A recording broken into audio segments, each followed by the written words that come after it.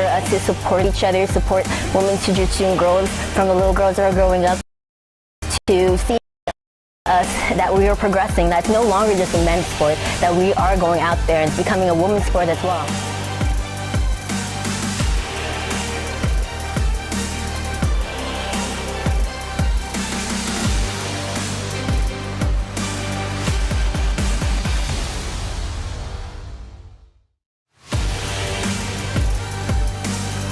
For us to support each other, support women's jiu-jitsu and girls, from the little girls that are growing up to seeing us no longer just a men's sport, that we are going out there and becoming a women's sport as well. I don't say this to many people, but like, you're gonna be awesome.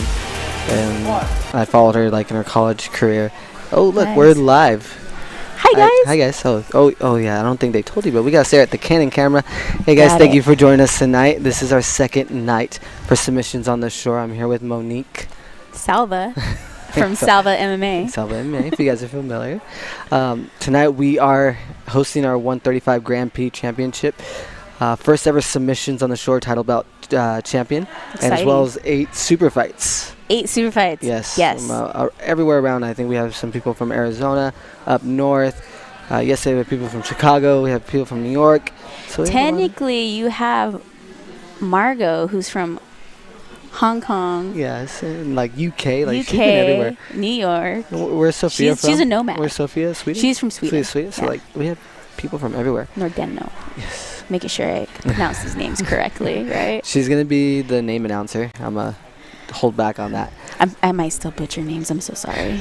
All right, ladies. So we're gonna get, our ladies and gentlemen, again, thank you for joining. We're gonna get started with the national anthem. We're gonna have Haley Carlson step on the center stage and sing the national anthem for us. So we're going to step off the mic here for a second.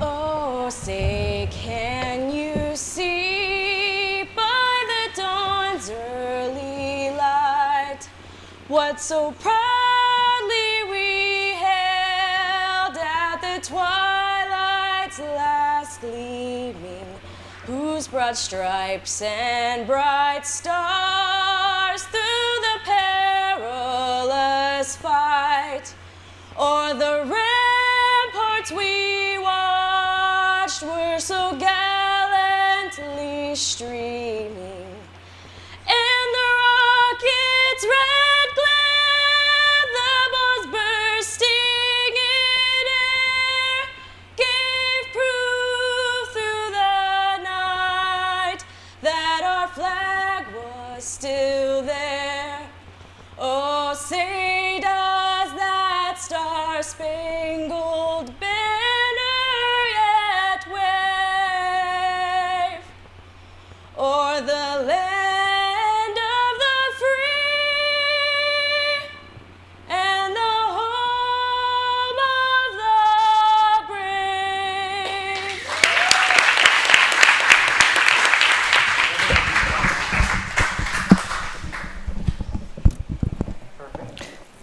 Thank you, Haley Carlson, for singing the national anthem for us and getting us started, allowing us to doing jiu-jitsu in these weird times, right? During the middle of a pandemic. So tonight, ladies and gentlemen, we're going to start off with 6 super fights. Our first match tonight is going to be Heather from Team Alpha Male under Sacramento under Chris Holdsworth. Yes. Versus Barbara Kitos from Jiu Jitsu from Bakersfield. So this is a super fight blue belt, 120 pounds, right? Nogi. Exciting. Have you seen these ladies compete before? I've seen a couple of their film. Very exciting. A lot. Well, for example, Heather really is like a big MMA fan, and she's not shy at all from super fights. She's had a couple. She's just, she just wants to keep competing, keep getting better. I talked to her recently a little bit before. She was all amped up just like we all are for the 2020 season, and then the Rona hit, But, Albert, you're bringing us this great opportunity, especially for women. We're in a developing league in a male-dominant sport. I've been in that in many situations, so I'm really, really happy, really pleased that you're putting on these events for these young ladies and women. So they're just happy to be here and have an opportunity to compete. Go behind that. And here comes Barbara. Yeah, you know, myself, I competed a few weeks ago, and I think there was like 2 ladies on the show, and, you know, just like, man, they need more opportunities, so why not, you know? And I decided to put these on, and why not a full card of them, you know? Yeah, I like it. It's all levels, too. We got blue belts, purple belts. We got kids, yellow belts, gray belts, you know. This will be our first Here match we tonight. go. Let's see how they start off. You know, this is going to really set the pace, so. So Heather says she likes Top Game. I've seen a couple of her films.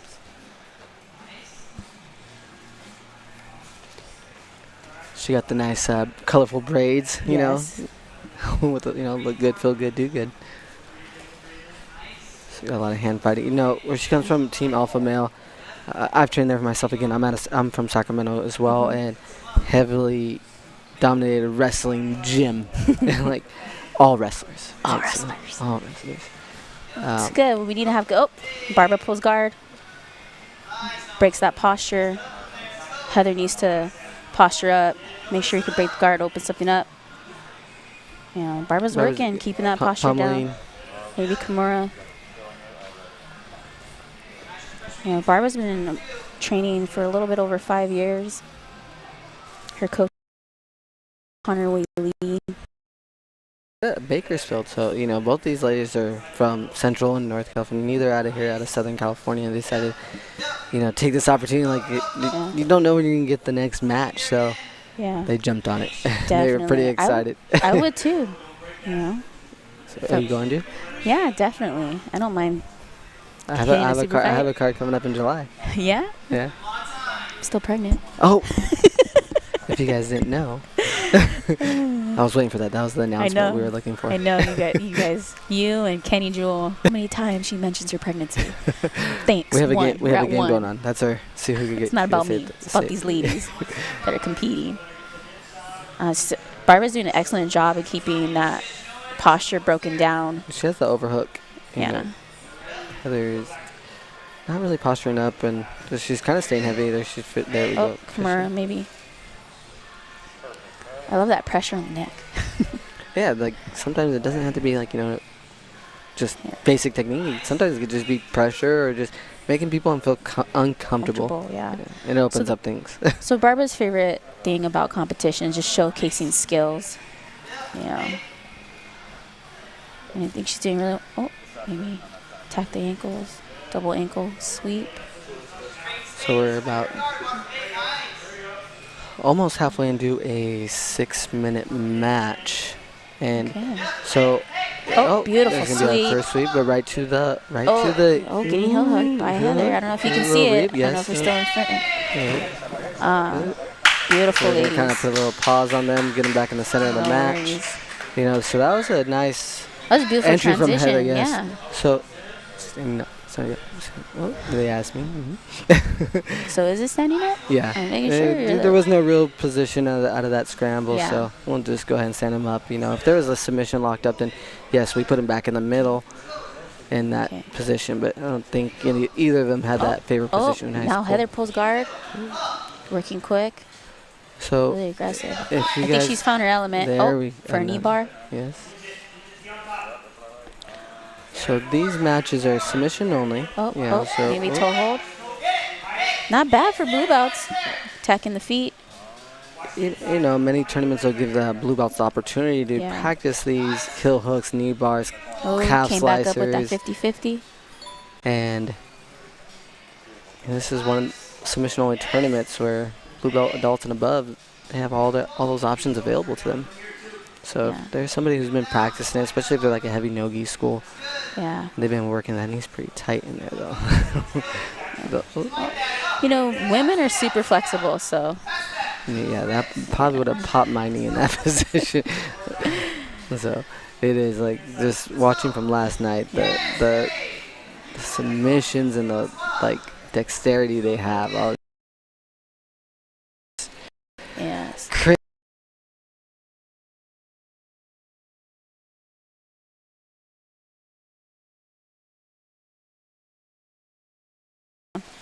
So we have about a minute and a half left right now. And All right. Oh, Barbara pulls guard again. I think Barbara is going to need to finish this match, obviously, to win. You know, if they go to regulation. Well, I understand that they have the option of going to decision or sudden death, correct? Yes, correct. Okay. Correct.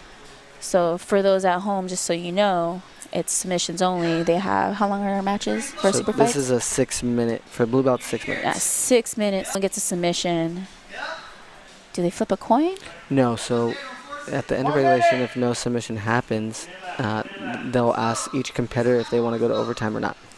Okay, and so both parties need to agree if they want to go to overtime. Yes, if one says no, we go to ref's decision. Okay, so, got it. You know, to kind of Let's make it clear for the people at home. Yes, and to incentivize, did I say that right? The competitors tonight, I offered them, if they decide to go to overtime and get the win in overtime, I offered them some cash money. So, cash monies. Yeah, so we'll see if any of them takes the bait. So this is good. Well, I don't know. If it goes to ref decision, how do you feel? I would have to go with Heather right now. Heather? Okay. And she's locked up two submissions. That's to right. Maybe Barbara's one, but I wouldn't say it was a threatening submission. You know, so right now that's 10-second call. Let's see. It's just gonna hold. Yeah. So still an exciting match. Yeah. So if they decide to go to this decision. Good job, ladies. So we're going to go. So I don't know if you know, but Heather actually comes from Georgia. She's been in California for 5 years. Yeah. She said her significant other got her into it.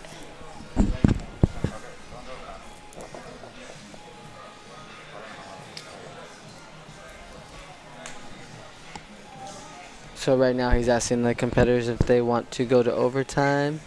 Just do it. Just do Decision? Decision. Okay, so they're going to line them up. And let's see if we get Heather back to the center of the stage. Okay, you called Heather. I'm calling Heather on this one. I circled her name because you said Heather. Let's see. I'm trying to be unbiased as possible. All right, let's see here the rest. So the competitors can't see this decision. I'm waiting for one of our refs to look at me so they can get okay. There we go. Oh, wow, they gave it to Barbara. They gave it to Barbara. I'm going to have to... Let's see. So Barbara go ahead and win that first match. Okay. She won her super fight. So we're going to go to our second match here in a second. Which is Michelle Walker from Carlson Gracie. And Taylor Muldeen from Millennia MMA. So Michelle's a little bit of a dark horse for me. I couldn't really, find anything on her. Well, she comes from Temecula, from Carlson Gracie. Her coach is coaching her right now is Tom Cronin. Sorry, I'm going to leave Monique to entertain you, ladies and gentlemen, for a second. I apologize. No worries. Wrong promo, guys. Wrong promo. So I don't have to say anything? Copy. Copy that.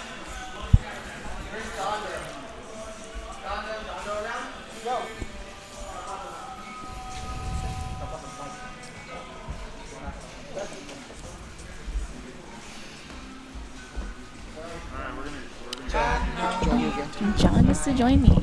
Not as cool as y'all were, but I'm making work.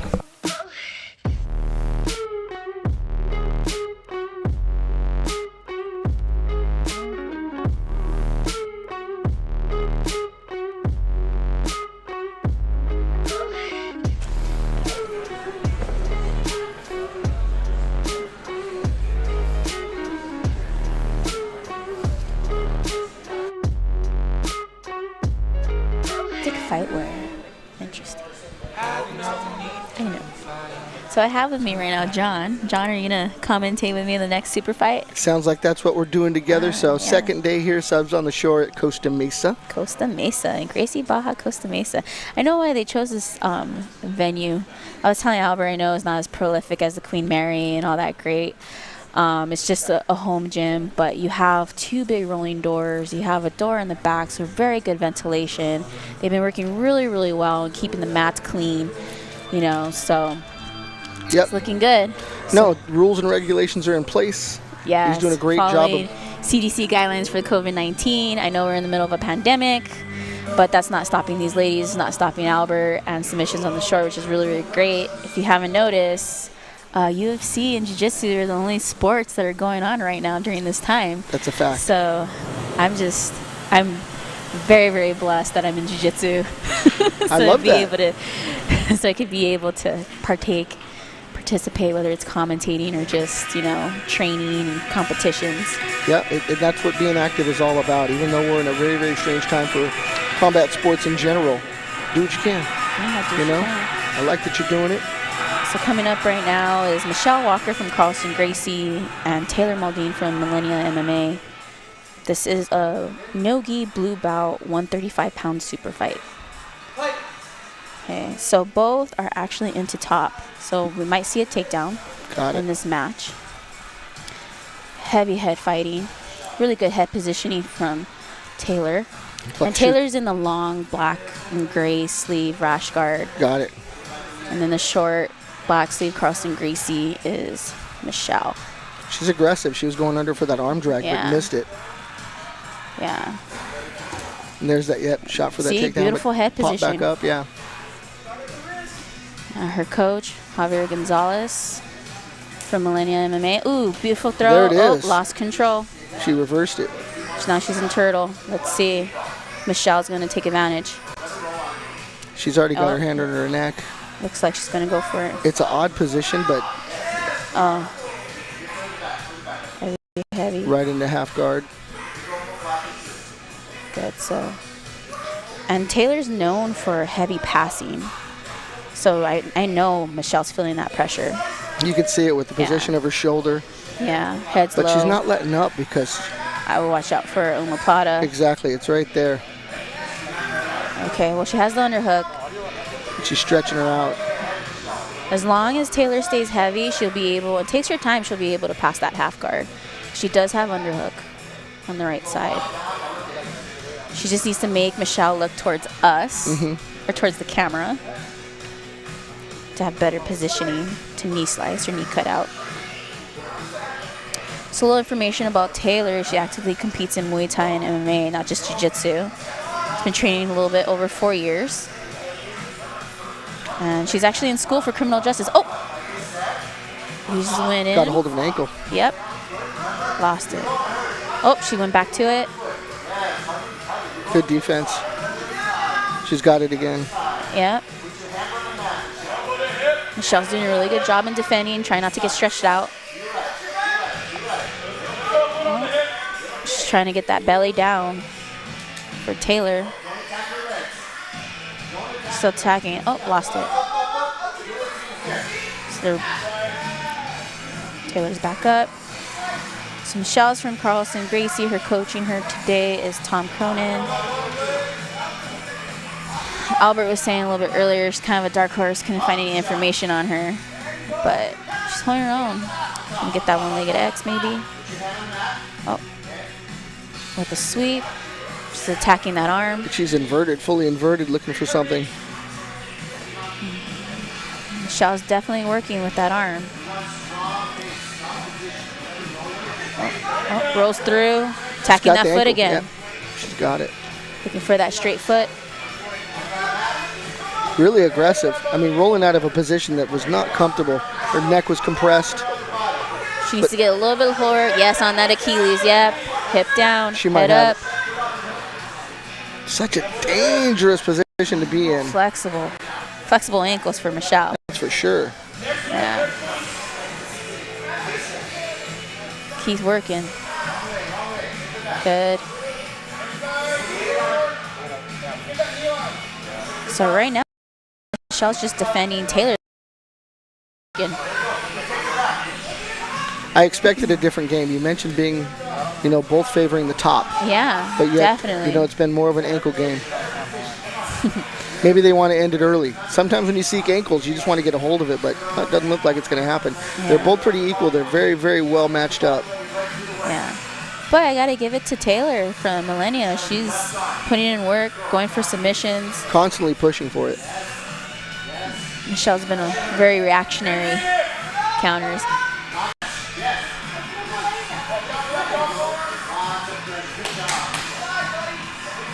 So Michelle's being heavy, taking her time. We got about almost little over a minute 30 left in this match. Oh, she's looking for. Except for a Dars. Yep.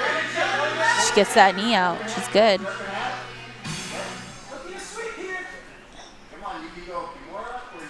Taylor could go for a deep half and try to go for a sweep. But Michelle looks like she's in really great position. She's just taking her time, cinching through it. Her hips are heavy. She's being smart about this, utilizing the time that she has with 1 minute left. Yes. I love the pressure. I love the pressure that Michelle's giving. It can take the life out of your opponent if you really pressure properly. And it looks like she has that. She's looking like she's going to knee cut.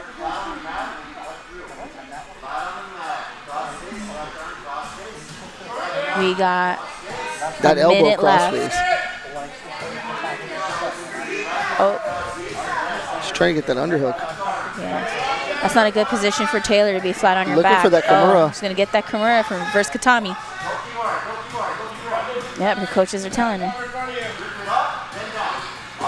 Moving. Oh, she's protecting. Yep.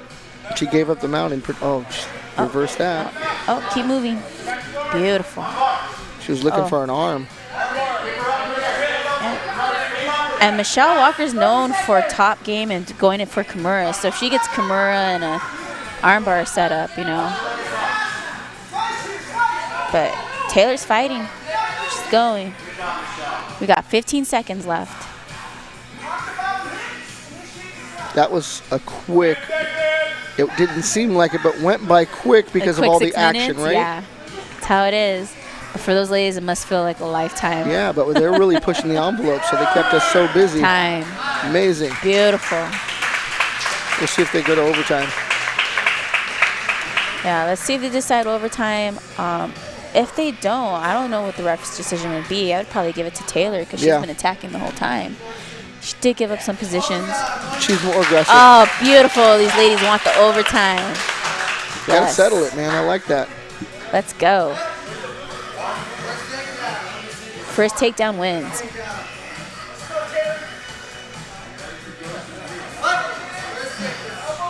Let's go. So you have good stance, good head position. Stay low. These girls filling each other out. Oh, bad shot. Oh, nothing. And goes to the person in top position. Yep, it does. She was able to get her butterflies in and then take the top position. Well, you agree with me if it went to decision, it'd probably go to the other way. Probably go to Taylor, right? But you know, they went overtime, and that's the risk. They risk it for the biscuit, eh? She got that and biscuit, that's exactly what Taylor and Michelle did. I love it. Good. It was a good show. That was. Action-packed. It's great to see them move on. They're going to really push for it. Yeah.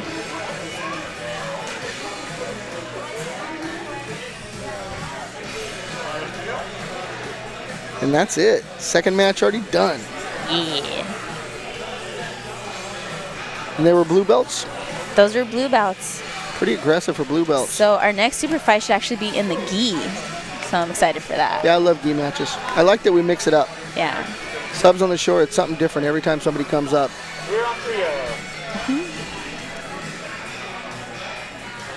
So yeah, one thing that I really like about submissions on the shore is, like, I know it's new, and Albert Tapia is bringing it to us, and he's bringing it during this time. But another thing to highlight is that we are in a developing league for women, right? And Albert's giving us the opportunity to showcase. Not only does he have women refs, he has women matchmakers, women athletes, but also women as commentators. I love it. That's cool. That's really great, just showcasing women. And during this time, it shows us that we're not taking a break. We're still training. We're still figuring it out, you know, especially during this time of social distancing and making sure that we're being safe. we got ladies all around the world. We have Margot Ciccarelli, who's coming from, she's like a nomad. She's known for being nomad. She's coming from New York, Hong Kong, travels all over the world teaching seminars, and so that's really good. And then you have Gracie Humaita athletes coming in from South Bay. Got some like Heather Raftery. She's actually training at 10th Planet right now in Arizona, but she's got her black belt under Andre Galval in San Diego. So, but she came out to support. She commentated yesterday. She's competing today in the Grand Prix. So let's see. So our next fight is at 135 pounds. We got Kelsey Carter from Precision Jiu-Jitsu. Tongue-tied Precision Jiu-Jitsu. And then we got Chelsea Fogelin from Triunfo Jiu-Jitsu. Okay, so Kelsey will be in the black gi. I've seen her compete before. She's really exciting to watch. Oh, yeah, she's not shy from super fights at all. Yep. She's only been training for a couple of years. First year blue belt, actually. June 15th was her anniversary. And then you have Chelsea Fogelin right here. She's been training on and off for a couple years. She's been a blue belt for 3 to 4 years, but you know, she's gone through a journey. You know, she donated parts of her liver for her sister. That's amazing. You know, she's has children during the time of the training, so she's always evolving, always learning. Just really, really good. So a little information from Kelsey is she took second in no-gi worlds this past year. She really likes to pull guard, invert, while you have Chelsea. So there's Kelsey and Chelsea, right? Chelsea's in the blue gi. She really likes a lapel game, whether it's top or bottom. You know, she likes using worm guard if she's on bottom. She likes passing and transitioning to the back. Oh, Kelsey just went inverted. That's where she's comfortable at. So what Chelsea needs to do is just create pressure, watch her knee. Setting up that 50-50 possibly. Yep.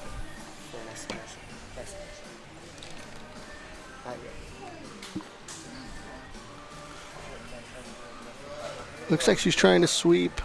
Yeah. And she's got her turned over. Perfect. Now she's got to get that leg free. Oh, didn't let it happen. Oh, beautiful hips. Chelsea's smashing. Chelsea, yeah. She is smashing. Nice, calm, and composed from both.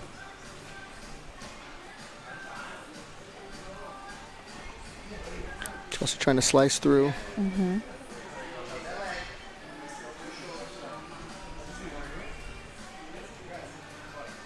Just a game of centimeters when it comes to the gi. Yeah. Not quite the action we saw with the last match, but it's just intricacies. So these two are really at a game of... You know, grips stop. For sure. You know, and in the game of gi. You know, it's one thing I've realized over the years of training. Kelsey's got to hold that lapel. Yeah. Not wanting to let go.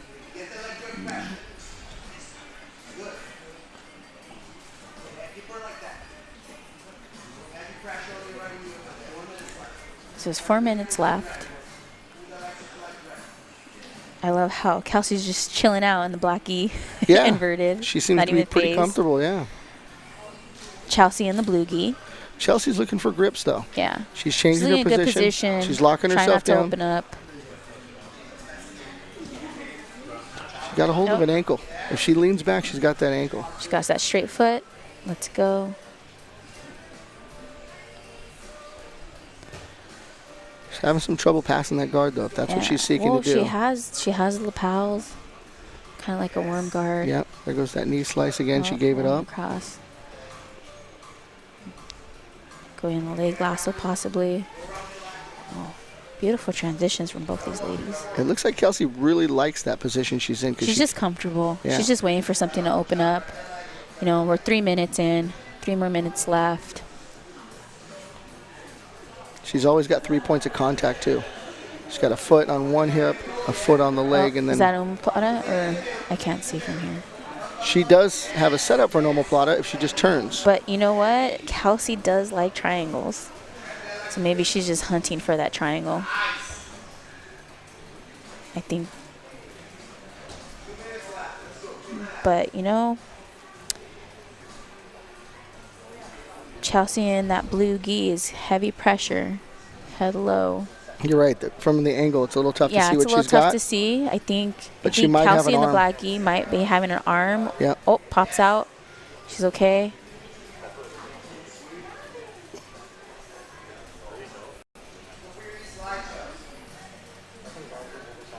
From the bottom, looks like she's trying to work that De La Hiva.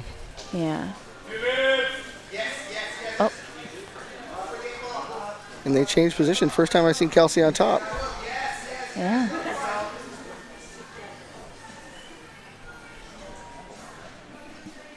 She might even have a lapel choke opening up right there. Yeah. Because Think she hasn't might let have that to- grip go. She has to get that knee out. Yeah. Oh, she pulls half. Oh, she's going. Beautiful knee slice to north-south. She keeps going around. She could get that arm. Maybe a Kimura or arm bar.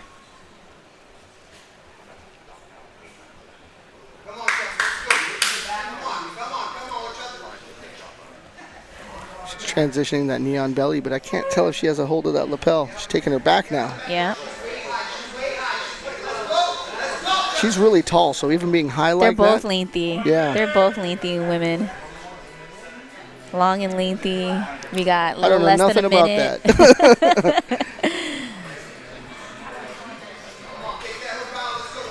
Okay, she has one hook in. I'm not sure, because in the position we're in, if she has an over-under or she has the lapels. She's working on a choke. But I know they're working. Yeah, So, Kelsey on top, taking her back. good, trying to get it in. Trying to get in that second hook. But I know Chelsea in the blue gi is holding on to her sleeve. Holding on to her opponent's sleeve just to make sure like she's not giving up anything more. Chelsea's been the aggressor, but you know what? They changed positions, and this Yeah. late in the game, Kelsey's really putting it on. So we got 15 seconds left in this match. Oh, she got She both her hooks. flattened her out? Flattened her out. 10 seconds. Let's see if something's going to happen. She got back to her knees pretty quick. That was smart. She can roll just to keep her busy for 10 Oh, seconds. she's going for a done. rear naked. Kelsey in the black gi.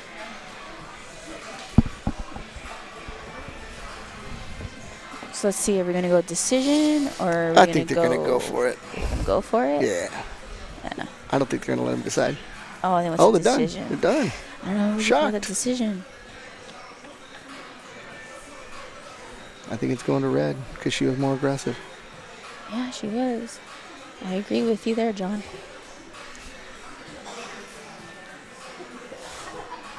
Let's see. Oh, goes they to went blue. Kelsey won. Kelsey Carter won. You know what? She really put it on towards the end. I couldn't see a lot of what was going on while she was inverted. And she was inverted for a lot of that match. Yeah, she was inverted, but when she had the higher position, she was working. Yeah. You know, when she was up. Sure. And she may have been seeking things while she was inverted that we didn't see. Yeah. She was constantly holding on to a lapel.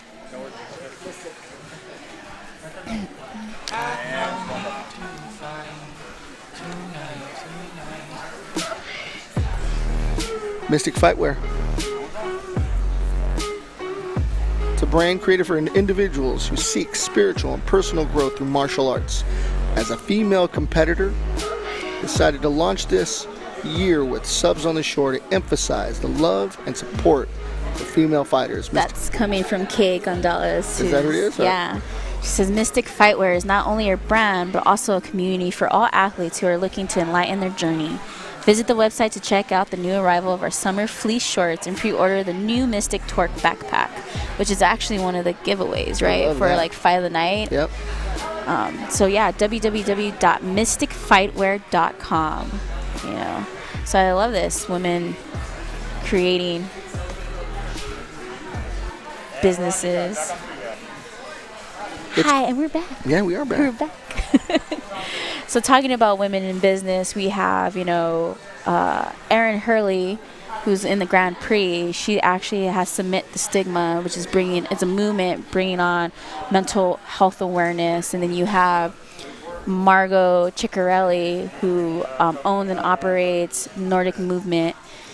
So we have a lot of women that are also business ventures, you know, some things to highlight. I know we have someone from a super fight that sells What is Nordic? What were you telling me earlier from Ciccarelli? Ciccarelli, Nordic Movement. I wasn't too sure. I didn't get to see her before breaking everything down, but it's made by artists for artists about movements, different types of like martial arts. Got it.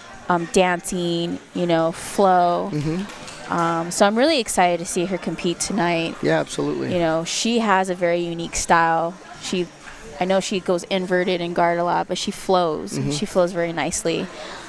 We have a lot of women being showcased tonight in that Grand Prix. You got Nikki Sullivan from Autos. She's amazing. Yeah, she's one of the top competitors. You also have, you know, Gabrielli Mccomb, was competing since she was 8. You know, can you imagine? Been training since she was 8 years old. She moved over from Brazil to California with Leticia Ribeiro in 2016, and just been since a juvenile, just been hitting it through and not taking a break, being a black belt either. So I'm just really, really excited for the Grand Prix. But next we have our next super fight, which is kids. Well, female kids, of course, at 95 pounds. Both are yellow belt, both are gray belts. We have Olivia Antanasio from Tillis Brazilian Jiu-Jitsu out of Whittier. And then we also have Lariah Gill from Gracie Humaita Temecula. So here they come. This is Olivia. She'll be in the gray shorts for today. She's 11 years old. Training with Noah Tillis. Noah Tillis, yes. Training with him for about a year and a half. She came originally from the UFC gym. I don't know which UFC gym, but 3 years of competition training. I'm excited to see these young girls compete. It's amazing with just the amount of years that they have so far. They really display a level of technique that you don't expect. But they're aggressive and they're ready to go. Yes, and then Lariah Gill here. She's 12 years old, gray belt as well. She's been training about 2.5 years, so you know they're equally matched. You know, she started competing actually in 2019 last year. Wow. You know, so she has the bug. Oh, Look at she her. pulls guard. She just jumped right into it. She's aggressive. She likes triangles and arm bars, so let's see if we see that today. She's controlling the arm. She's throwing it up already. Look at that triangle right there. She's keeping that arm, taking her time. She already locked it down. But Olivia has her hand in, so she might have some space. She's going for the Kimura. Now she's going for a Kimura. And she's got it. Oh. Ooh, that was gnarly. That was quick. Yeah, that was 20. This match was 5 minutes. Amazing, That was 20 seconds in. Hats off to her. 20 seconds in and just well, that's her game. She pulls guard. She hunts for that triangle in her armbar, but she finished tonight with the Kimura. She saw the arm just sitting on the outside, like you said. It wasn't set up for a triangle, but she just automatically just lifted up. Yeah. Well, Lariah says her favorite part about competing in jiu-jitsu is just that she's always learning. It's amazing. You know, she at proves 12 that. years old. She has an eye for it. Yeah. She spotted, 3 different things in just under 20 seconds. Good. About how our life CBD has changed my life. Between pole dancing and MMA fighting, I started waking up sore just about every single day.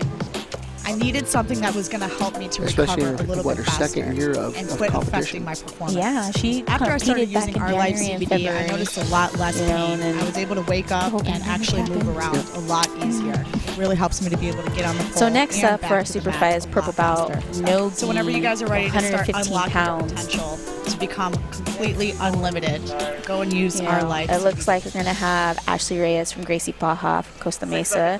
She's from this gym. From Our Life to yours.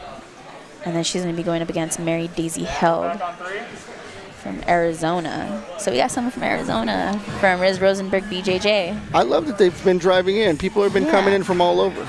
So walking out right now is we got Ashley Reyes from Gracie Baja, Costa Mesa. It's her home gym. long sleeve. You got to feel good when you're in Got that home field advantage? Right? Yeah. I think there's something to it. We'll see. These are her mats. This is where she lays it down, so that's cool. Yes.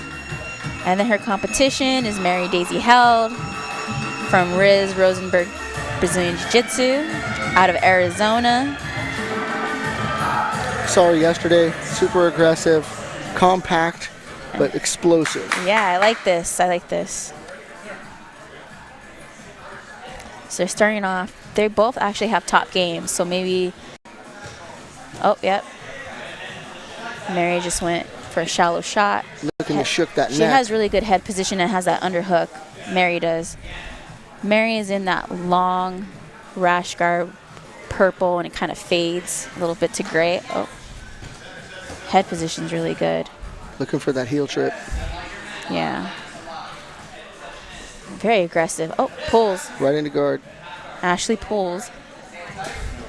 Knee slice right through. Yep, right through. Oh, takes her back like butter. Oh. Ooh, look at that transition. Got to risk it looking for that armbar. When you risk it for the biscuit sometimes, Fact. she ends up in the bottom. They're both super aggressive. Oh, takes the back, going for that rear naked. She exposed herself by going for that leg. Yeah, Ashley Reyes. Oh, it's in there. It's oh, deep. She tapped. Beautiful. 15 seconds in the match. That's quick. You know, Mary held on to that leg looking for that Oh, single. I think this is a 6-minute match. I'm sorry. Minute 15. Minute 15. Let me correct myself. Hey, I think home field advantage. That's Got right. it. Right? Homegirl. You want to take care of homegirl? For sure. All right. Oh, so no. This is Little Homegirl. Yeah, Little Homegirl from Tiffany Homegirl is a brand that supports the Homegirls, a women's clothing brand that believes in promoting a positive message for women to promote each other. Ooh, I already love this already. I know. They're I like the all name. about support, community, and clothing. Check out homegirlco.com. It's spelled HMGRLCO.com to shop dope styles and visit their online community. On Instagram, their handle is at HMGRL homegirl_CO. Yeah. I love it. I love how Albert's promoting all-female businesses, you know. That's what it's about. I dig this. I know. I do too. It Gets me pumped up. Like, I want to go. Let's go. It's a venue to show what the females can do and what they're also doing outside. But it's not just on the mat, but it's off the mat. You know, we have really strong, bold, empowering women. You know, I can't argue with that. I got one sitting next to me. Thanks. Fact. Oh, stop. Fact. Stop. So our next one is another super fight. Okay, super fight Exciting. number 6. We have Sofia Rose Magana coming out of Marcio Andre Brazilian Jiu-Jitsu in Arizona. She's going up against Zoe Childs from Alianza Jiu-Jitsu. And it's interesting how this match is going to go, you know. Yeah, I've seen Sophia before, and she comes out really strong, so I don't know much about her. Sophia did compete last night. She got That's fight right. of the night. Yep. Okay. In fact, it was, I believe, 10 seconds. Really? 10-second finish. Nice. I don't know if that was Sophia. No, that was Juliana. That was Juliana. Yeah, I mixed it up. Juliana. That's what it was. Juliana had fastest submission. Yeah, that's what it was. Fastest submission. She had the fight of the night. That's right. So key thing, she's only been training a little bit over 3 years. She's a blue belt, and she's going up against a 17-year-old, but she's been training since she was 9 years old, and she's a purple belt. Can you imagine? So this is interesting. I'm 9 years excited. old. Yeah, hell yeah. Very excited. Sophia's coming out pumped. She's in the shorts with the long black sleeve. They'll let you. And then we have Zoe coming out. She's also in a long black sleeve, but the chest part is gray. Got it. Okay. She's the one with the French braids. And full-length pants on. Full-length pants, yes. So we're going to get going. Sophia looks like she's really set up for a shot. Yeah. She doesn't want to lock wrists. Well, Zoe's really well-rounded. She likes looking for chokes. Her favorite choke is actually Mat Leon. Mataleao. Mat Leon. I don't even say Hickson Gracie. I say Rickson Gracie, and my husband kills me on it. Oh, good. You know, when I meet somebody, oh, your name's Robert. No, Hobart. Hobart. I was like, dang it. She's got that triangle already set up. Yeah, that's. But the arm's out like before, so she may transition to that Kimura. She might just use it for a sweep and then. She's sweeping now, it looks like. Or going to a top position triangle. Oh, she's got the armbar. Armbar. She's rolling through it. She's got it. Staying tough.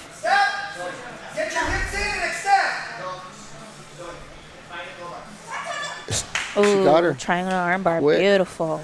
And that is. She's well rounded. Minute 10. Minute 10 in. Is that right? Yeah. She got her purple belt actually in December of 2019. She's been in 6 fight-to-wins. Seriously, that was calculated. She pulled guard, so. she set up that triangle, and then just started seeking, and she got it. Yeah. And rolled through to maintain it. But it's pretty tough. Sophia fought last night. Yeah. You know, gotta give it to her. Playing Absolutely. 2 times in a row, 2 days in a row. You know. Oh, we got the Gym Crashers. Be a part of the pack. We love that. That's Educate the website. Me. Educate me. So Gym Crashers are a group of individuals that train together, moved up and ranked together. We have the podcast on Tuesday nights live at 7 p.m. on Facebook and on YouTube. These are the shirts. Got some awesome shirts there. Great designs. Interesting. Right? Both men and women. I like women. that one that looks like the Clippers. Says Crashers. Yep, does say Crashers. One that looks like Disneyland. That says Dondo Land. Dondo Land. And I'm Dondo. And you're Dondo. The happiest dojo on earth. Is that right? Where's your dojo? Norwalk. Norwalk. US nice. 5. Woo. It's a fact.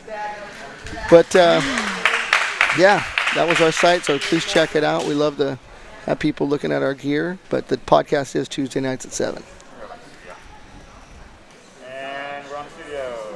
And we're back on camera. We're back. So that was the first submission for the night from Zoe Chilos.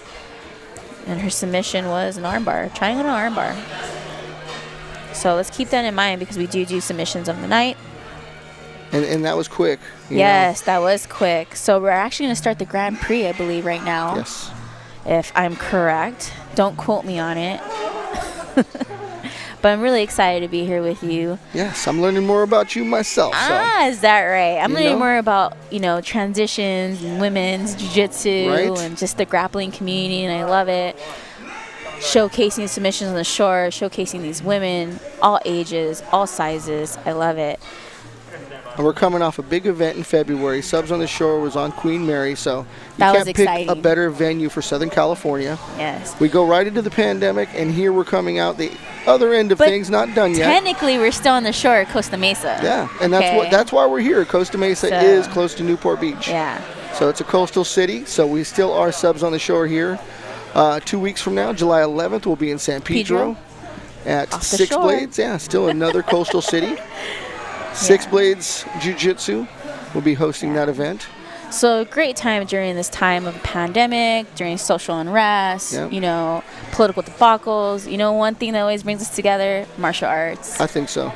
So I'm really grateful that we're here. We're showcasing not just jiu-jitsu, but women, and we're just trying to keep it positive and make sure that we're here, and we're still developing and we're still growing, and I love it. I don't think you can stop it because, they did stop gyms from being active for the 3-month period, the 100 days that we're into it now. But I learned that a lot of people set up the home gyms. And one thing they did, they were able to train whenever they wanted. So you have your scheduled class times, you have your regular training partners. Yeah. And also, your instructors. A great opportunity, too, is a lot of families just start doing jiu-jitsu together. I love that. So, you have, someone who did jiu-jitsu gets their wife to do it with them, their kids to do it with them, to drill and all that good stuff. So before you know it jiu-jitsu spreads. That's a fact. Like a pandemic. I hope so. But a great pandemic. Keep it alive. Yeah, keeping it alive, bringing in families. I come from, my husband and I run a martial arts academy in East Los Angeles called Salvo Martial Arts. Yep. We're affiliated with Checkmat, and we have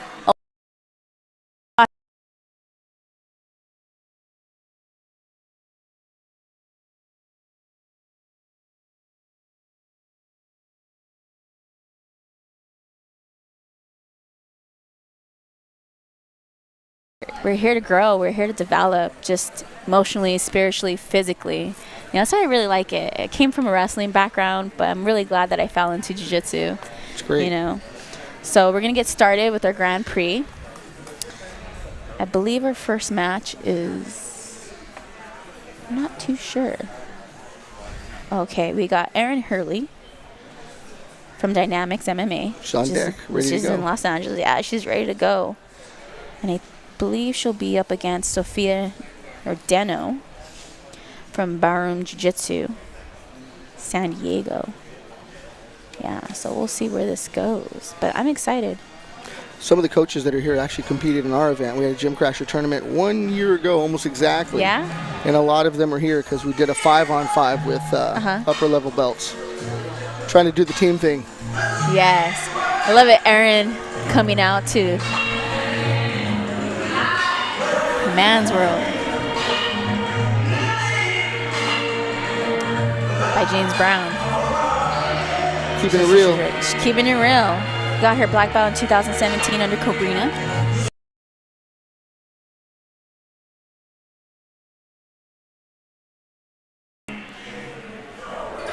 And then coming up right now with Dirty Pop and Sink, Sofia Ordeno.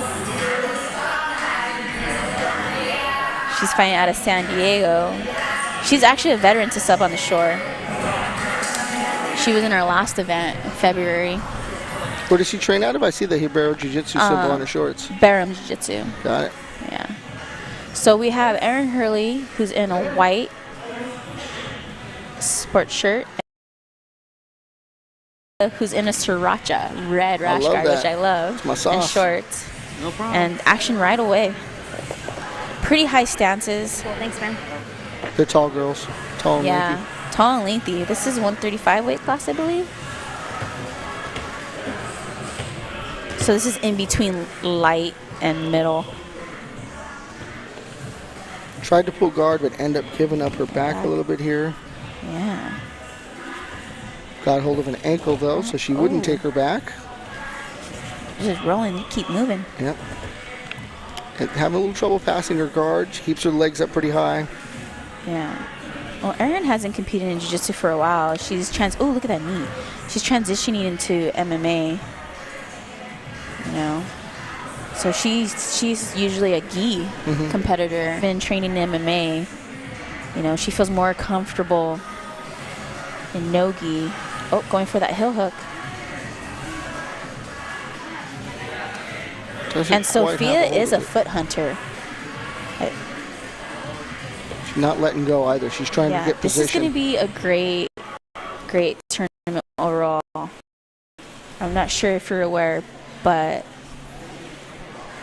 they're both going. Have it. I so see a toe hold. I have an inverted toe hold and then a toe hold. They're rolling through. Oh, got it. Tapped her with the foot. It looked like they had the same position, too. Yeah. It was just whoever got there first. Exactly. Well, you know, you have Sofia coming with you with 13 years of experience. And she actually has a win over Nikki Sullivan, who's from Autos, right? Via footlock. And that was from Fight to Win 136 back in February, right before submissions on the shore. You know, so well-versed for the feet. But you gotta give credit for Erin Hurley, founder of the movement of mental health, Submit the Stigma. You know, just coming back out. She loves Top Game and no-gi. She calls it smush, not smash. The smush game? Yeah, she calls it the smush game. So, beautiful action. So we will have Sofia advancing to the next round.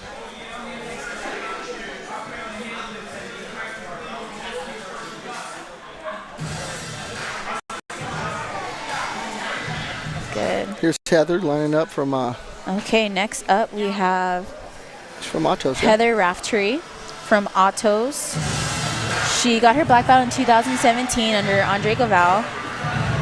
And she's currently training in Arizona at 10th Planet Tucson. She mentioned that last night in her commentary.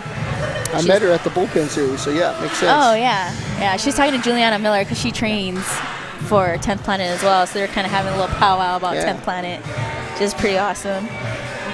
And she's going up against Liz Excel from Villanova in Camarillo, California. She got her black belt back in December 2018. So this is exciting. So Liz is going to be in the black shorts. And then we have Heather in the long spats. I would say tights, but in jiu-jitsu it's called spats. Got it. I don't know if you knew that. Not spandex. It's not spandex, spats. Got it. You mindful right in there? When I started jiu-jitsu, there were no spats. We wore our trunks and our Vale Tudo shirts. Top. It was Vale Tudo style, Yeah. I'm educating myself. I'm new. I'm Just new. making sure. Okay. But high stance, but once again, they're kind of lengthy. Right? Both ear to ear. I would try to get a better head position no matter which person or which individual. But this should be an exciting match. So Heather's goes for that double leg. Real nice double. Oh. Maintained it into side Trying control. Trying to get that guillotine from Liz. Passes right away to side control. So something really exciting is that ever since, Heather's been a black belt, she's been on that podium, that no-gi podium, whether it's Pans and Open and Worlds, from 2017 to 2019. I think she took silver past 2019 no-gi Worlds. I think she lost to Talita, who actually fought Natalie Ribeiro in Texas for a fight to win. So these girls compete. I don't know if she has a head and arm choke. It looks like she's set up for a head and arm. But I'm not too sure. I see her ear buried on that shoulder. Yeah. It looks like she has a short But she has full grip mount on it. Yeah, I think she's going to try to knee slice through to get that position. Yeah, it's tight. She needs to sink it in with the hips. Liz is burying it deeper. Liz is holding on to that ankle with that half. That's relieving some of the pressure, but that head and arm's in, and she can't get her arm free. There it is. There's a tap. That was aggressive, and I like the way that she handled that by pulling her leg through to finish. Arm triangle.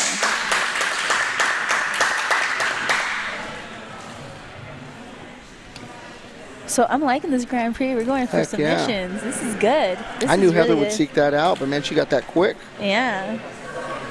Coaching her is Tony Burchak. Yep, it's on call for the UFC right now. Yeah. Exciting. Things are still happening. I know we're in a lockdown time, but things are moving forward. Hey, if there's a will, there's a way. That's a fact.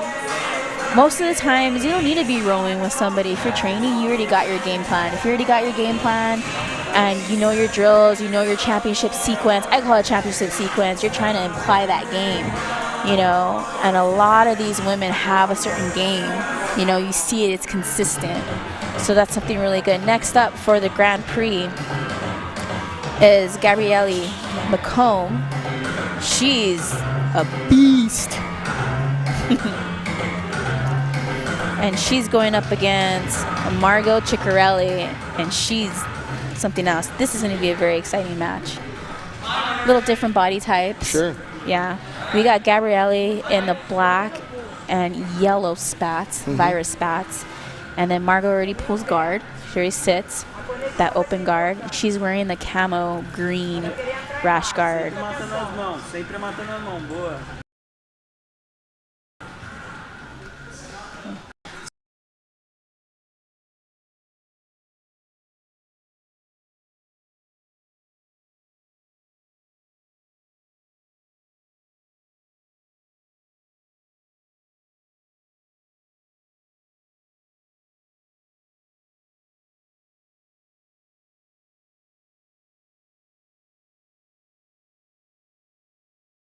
Notice that Europeans, she's a multiple-time world champion, both gi and no gi, and she does not shy away. She teaches a lot of seminars like Singapore, Japan, Hong Kong, in the UK and Europe. She trains when she's in the United States. She trains either in New York at Unity, Arts of Jiu-Jitsu in San Diego with the Mendez brothers. So really, really interesting. They're still filling each other out. I didn't know there was an AOJ in San Diego. Crazy. Yeah. There's one here in Costa Mesa. Maybe it's in around the Costa block. Mesa. Yeah, I know. That's the main one. Okay, so Yeah. maybe it's that one. It's like heaven on earth. It's an all-white dojo. White walls, white mats, white everything. But I love how their no-gi are all in black. Yeah, hell yeah. But the gi's got to be white. Yep. Interesting. I like it. Uniformity. Margot's looking to get something.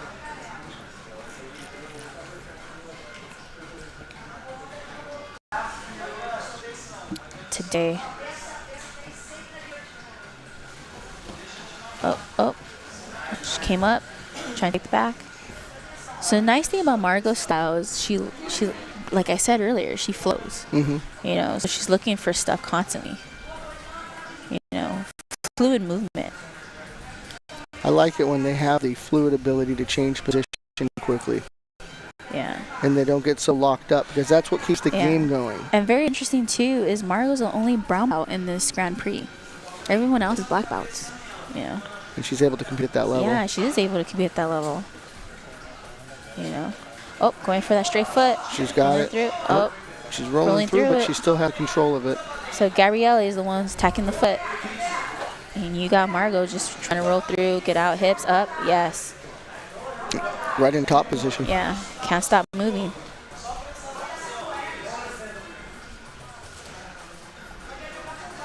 Good. Very good match. I knew it was going to be a great match. It's amazing she attacks constantly from the bottom, though. Yeah, we're at 7 minutes.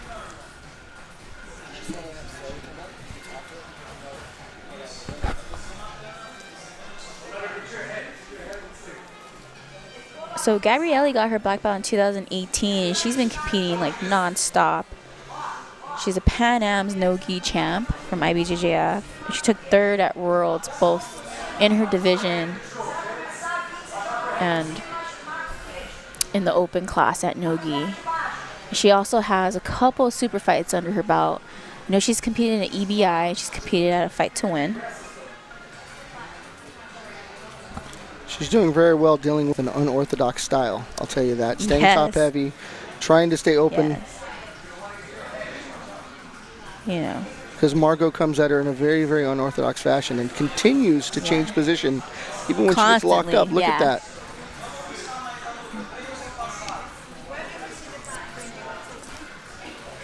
Okay, we got 6 minutes left in this match. Okay. But Margot's a very seasoned competitor. Bottom game, likes to invert a lot. She's probably looking for a back take. You can see a unique perspective. Yeah. Each time that her opponent comes at her. Yeah. Gabrielli back with that foot again. Quick to get on her feet for Margot. Quick to try to pass. Two very different styles. Oh. Gets inverted, seeking an arm, it looks like. I love it. She's a constant, constant movement. But I think Gabriella's trying to pressure her down, slow her down, attack the neck.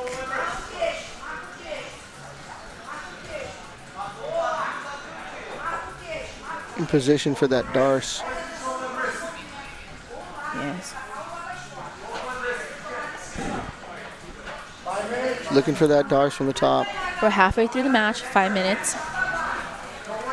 I believe the Grand Prix matches are 10 minutes. It's normally the time frame for adult black belt division matches. She's isolating that arm and just let go of it. Still has control of the head. Looking for maybe a 10-finger guillotine. It looked like, top guillotine. Yeah. Top position. Staying heavy. Locking it up. She's not letting go of the neck and keeping the pressure on. Margot's got control of that hip. Yeah, I see how she has that lock. 10-finger guillotine. Oh. In front. For that Darce. But Margot's doing an excellent job fighting the hands. Making sure she doesn't get it in deep. Mm-hmm. You know.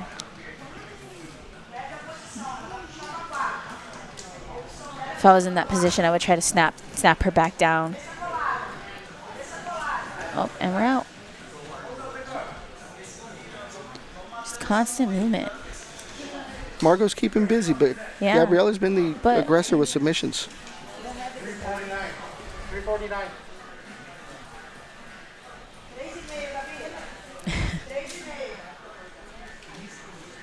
So 3.5 minutes, almost. I feel like Margot's a little bit more reactionary. Gabby's... It's the pressure that Gabby's putting on her as well.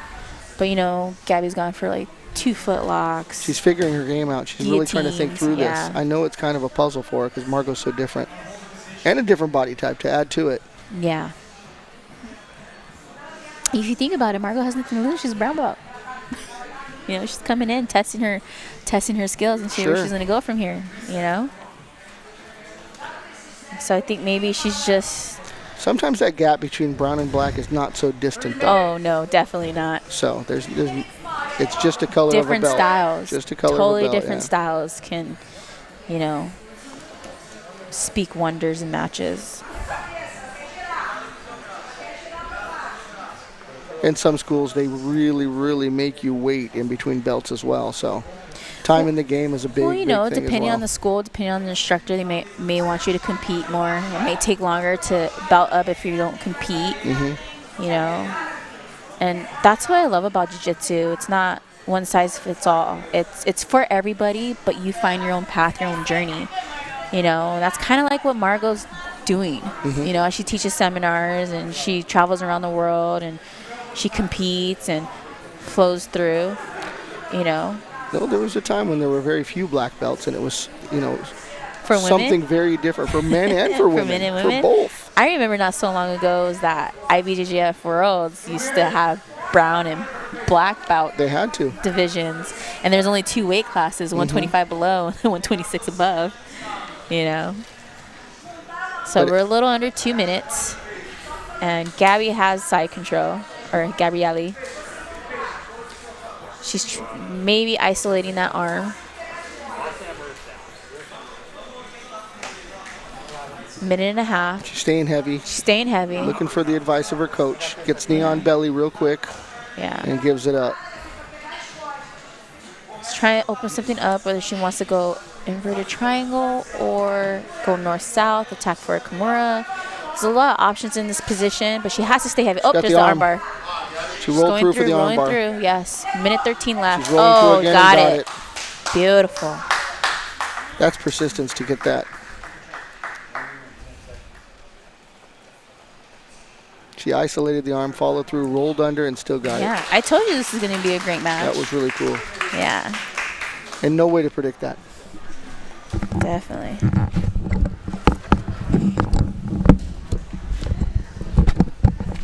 Well, good evening, everybody. Joining me for a little interview is going to be Zoe. Hi. Hi. Childs, right? Childs, yeah. Childs. I got to make sure I say their name right. Okay, I don't want to be that person. She just won her super fight, right? What bout? Purple. Purple belt, yes. Yeah, congratulations.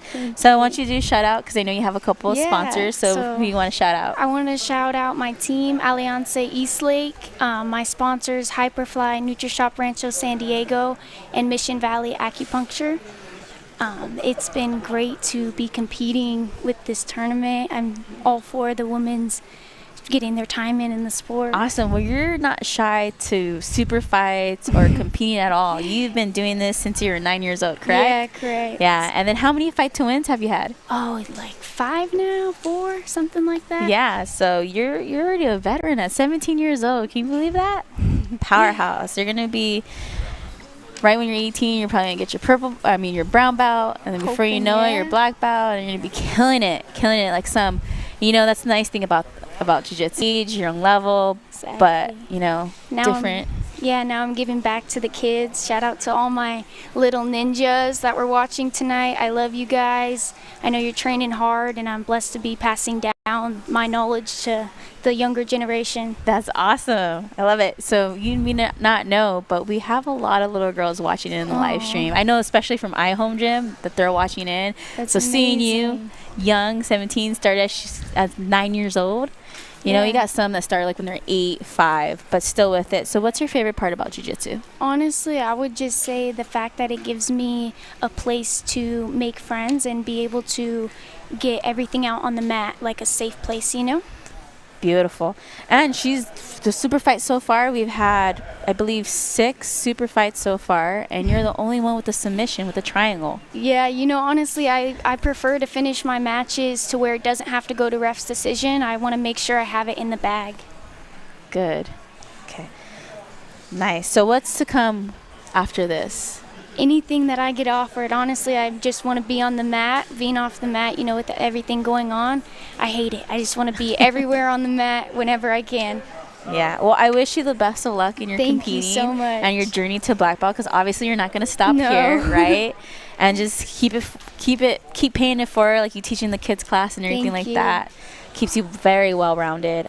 Your match was super exciting, and I can't wait to see you in the next tournaments. Thank you. I appreciate it. No problem.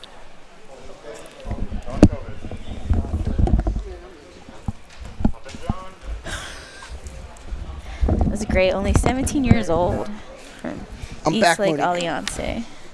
Nice. She's amazing, right? Yeah, she is amazing. I love her. I love her so. Did you say 17 years old? 17 years old. She's all about, she talked about how she's giving back, teaching in kids classes and stuff. Giving back. Stuff like that's very, very important. It helps build. So our next match is still in our Grand Prix. Nikki Cuddle Jitsu. Nikki Sullivan from Atos. She trains at HQ under Andre Galval. And I believe her competition is Sophia Deno. Yeah, I got that Dirty Pop song. Yeah. So Nikki got a bye the first round, while Sophia defeated Erin Hurley with a toe hold. So both these ladies are actually foot hunters. It's a fact. So known fact. And actually both of them have wins on each other's. So this could go anyway. It's a grudge match. Yeah. So once again, Sophia is in that red sriracha rash guard, and you got Nikki in the black, all black long spats. And right away, Nikki goes to her boot tee with the butt scoot, gets that half.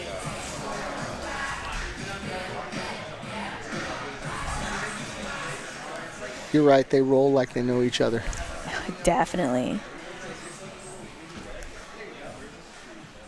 So inverted. So just so you know, is Nikki's very known for pulling, going inverted, knee to toe hold. Doesn't matter if it's gi or no gi, she's gonna find it.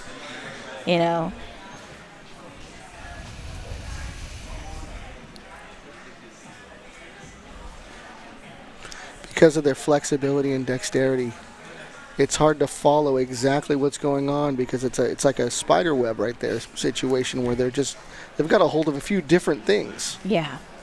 And their legs are locked.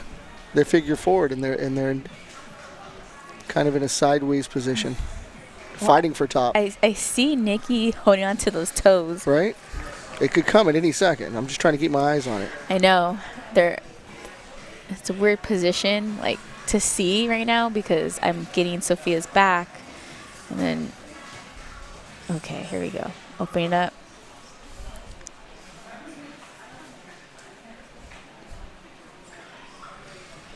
Back to inverted for Nikki in the all black. I see a lot of grip fighting. It looks like Nikki's trying to get a hold of that knee so she could. Yeah, for her knee bar. So she transitions she transitions very well from knee bar to toe hold to knee bar. So she's comfortable with her inversions. But Sophia's pretty well-rounded from top and bottom, looking for the submission. Got her neck. Yeah. But the legs are kind of tied up, so let's see. It looks like that 10-finger. Yeah, if Nikki gets out and gets into side control, then she'll be okay. But she got her pretty well locked up. And the grip is there. It's not a 10-finger. She got a full grip on that guillotine. Dang, I need my glasses, Sean. That's okay. I can see far, not close. And Nikki's out. Yeah. Just pressure, going look for right there for that knee. She can have that knee and that toe hold right there. Ooh. Like that cross face. Just drag her down. That's pretty gnarly. I like it. Yeah. That's the level of competition we're dealing with these ladies. Yeah. No mercy. Attacking the foot, maybe for straighten that leg out. She's in the saddle right now, so she might be looking for a heel hook because she's tucking that foot. She kept her wrist so she can't actually hook the leg. Yeah. Remember, these are black belts. I know. They know what's up. I think they've been going against each other for a couple times already. Yeah? Super competitive black belts. Yeah. Yeah, Nikki competes at the highest level. You know, she has over 10 super fights. Amazing. Yeah. She's not shy. No, she stays active. They're both on submissions on the shore back in February. Yes. Yeah. And I think you said Nikki was at Fight to Win, so that was like a week prior. Yeah. You are correct. And Sophia earned her black belt under Alfredo Barum. He's a very good competitor.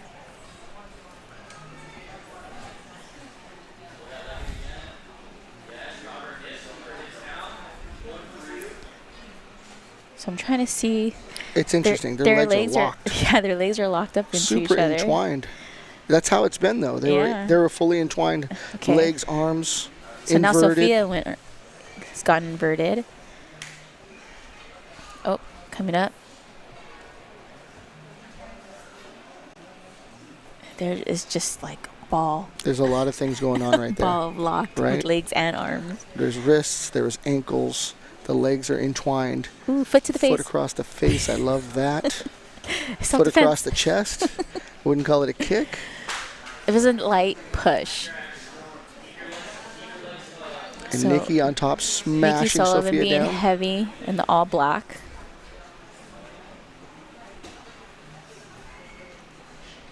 But she's on that toe hold. Sophia's on that toe hold, trying to make something happen.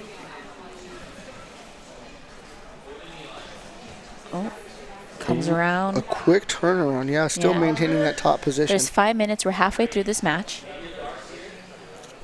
You know, a lot can happen in 10 minutes. Absolutely, especially when you're so well equipped. These ladies are seeking just about everything you can imagine. And so far, all these women are in shape. You know, not bad for being not bad for being in a pandemic and not having gyms open. Yeah, you know. Yeah. So that's a fact. You know, you're coming into this when there hasn't been really any competition. She's attacking that neck, and then she's looking for the back. And she's flattening around. It looks like. Yeah. I'm not sure. I can't see from this position if she has darts or guillotine, but I think she has an arm as well. I think she's got control of the neck, and I don't know where her second. Yeah, it looks like she's got both hands locked, locked underneath her neck, but not a heavy top position to finish. Yeah. Like you said, probably looking to flatten her out. And it's an arm in, so she's able to get out. Oh. And then relieving some of that pressure by lifting her legs up, but still she's locked. Tucking her in to her leg. See, Nikki? I see a darce there. Yeah, I agree with you. Because she's got the hand on the shoulder and the other arm locked under her chin. Yeah, I see. So she's trying to get her hips free to put some pressure down. And there's 3:40 left in the match, and Nikki really being dominant here. A lot of control. You don't want her to gas her arms out. What happens if she gets tired? Yeah. 3.5 minutes left. But she's getting it in deep. She repositioned right now. But totally knowledgeable of what and how much to exert, so she probably won't gas. Yes. She's not applying pressure. Sophia's staying in there, making sure she's locking up that leg so she can't extend her and apply more pressure. Oh, let's go. Now she's going back for the feet. Knee bar. But Sophia triangles her legs.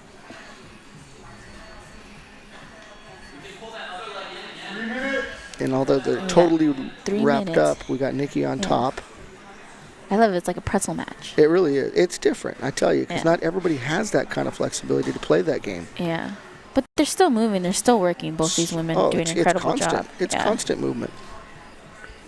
But a different kind of game. You don't see them seeking like a heavy position. Yeah.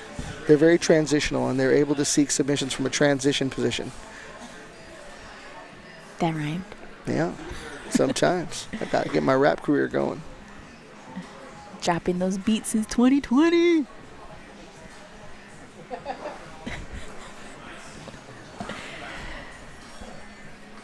And we got Nikki again, looking for that toe hold. Oh, I think Sophia's holding on to that. just looking maybe for a heel. And she's got it locked up. There's 2 minutes left. And she stretched her out. Straight foot? No. She's in the saddle. I think that's the saddle, or is that 50-50? I don't know, but that's weird position for Nikki's knee. I was going to say anybody else, and that knee might have popped.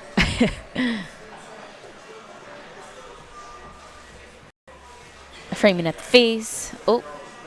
Looks like a knee bar. Oh, no, that's a heel hook. If she straightens that leg. Yeah. Nikki's doing an awesome job defending. Opening up, making space. Now she ends up. She does have that heel. She's going for it. And Nikki's going for that heel flexible. She just stretched right out of it, and she doesn't have control. I thought she was going to straighten her leg out by forcing her. Either straighten the leg out or let go and go for a calf slicer right there. Yeah, possible, yeah. Yeah. With these ladies, it's such a game of just small errors. Someone makes a small error, and that's what's going to change everything. But it's been so tight, nobody is doing that. Yeah. They're really holding it together. So for the Grand Prix, I believe we're doing EBI overtime, correct? Yeah, they have that in place. So we're at 40 seconds left into this match. Nikki on top of the triangle. So let's see.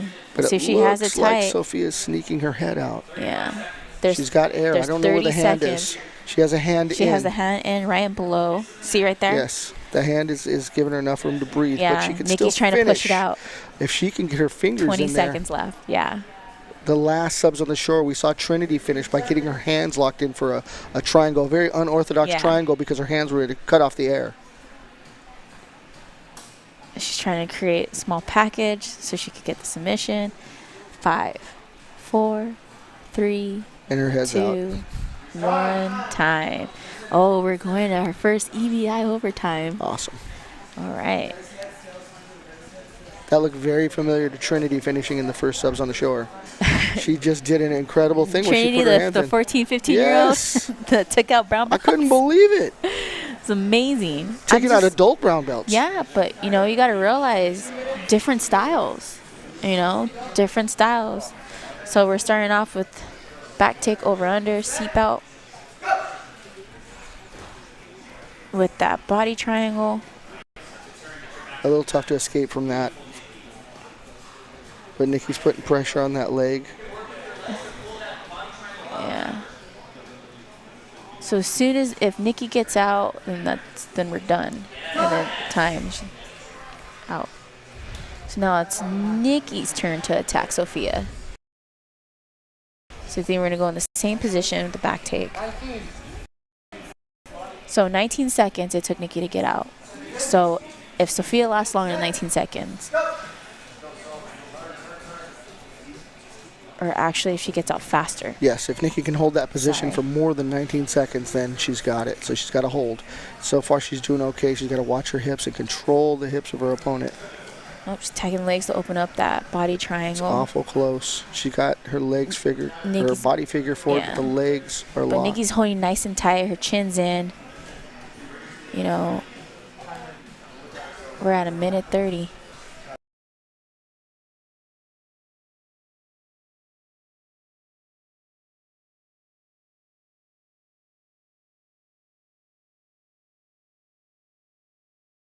Got her back solid, so she's trying to stretch her out. She's kind of high, but I think she's just trying to position. Oh, she's just about now out. She's transitioning the arm. She's out.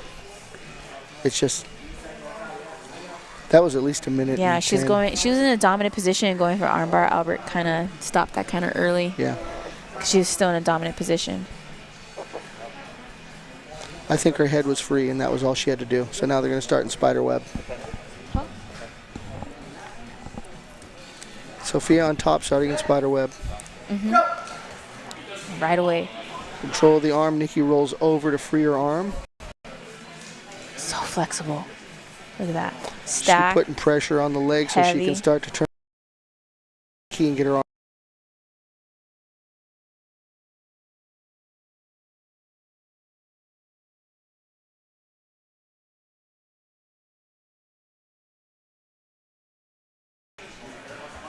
But Sophia's staying strong. She's staying on it. Oh, out. Nope, she still has it. Oh, she's out. Elbow free. As soon as that elbow's through the hips. Beautiful. That was it. In 32 seconds. 32 seconds. And Nikki takes the back. Okay, so she chooses to take the back again.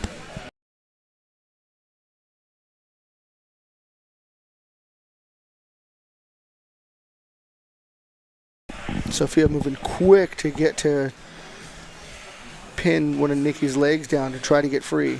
Yeah. Lock down an ankle. Beautiful job in defending that body triangle. Because it's hard. When they squeeze, you're done. It's hard to move. It's hard to move those hips. It's definitely hard to escape. Nikki on top just trying to stay heavy. This is our first Grand Prix overtime.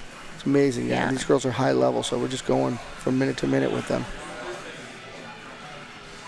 They're evenly matched. They have experience in competing against each other multiple times. It's crazy. You know, so it has to lead to this. Oh. Super fight. That's why I call it a super fight. Looking for that arm bar. Get it. Oh. She locked it around her ankle. Hard to get it when you're locked around the ankle like that. She's in a crucifix position. She stretches her out.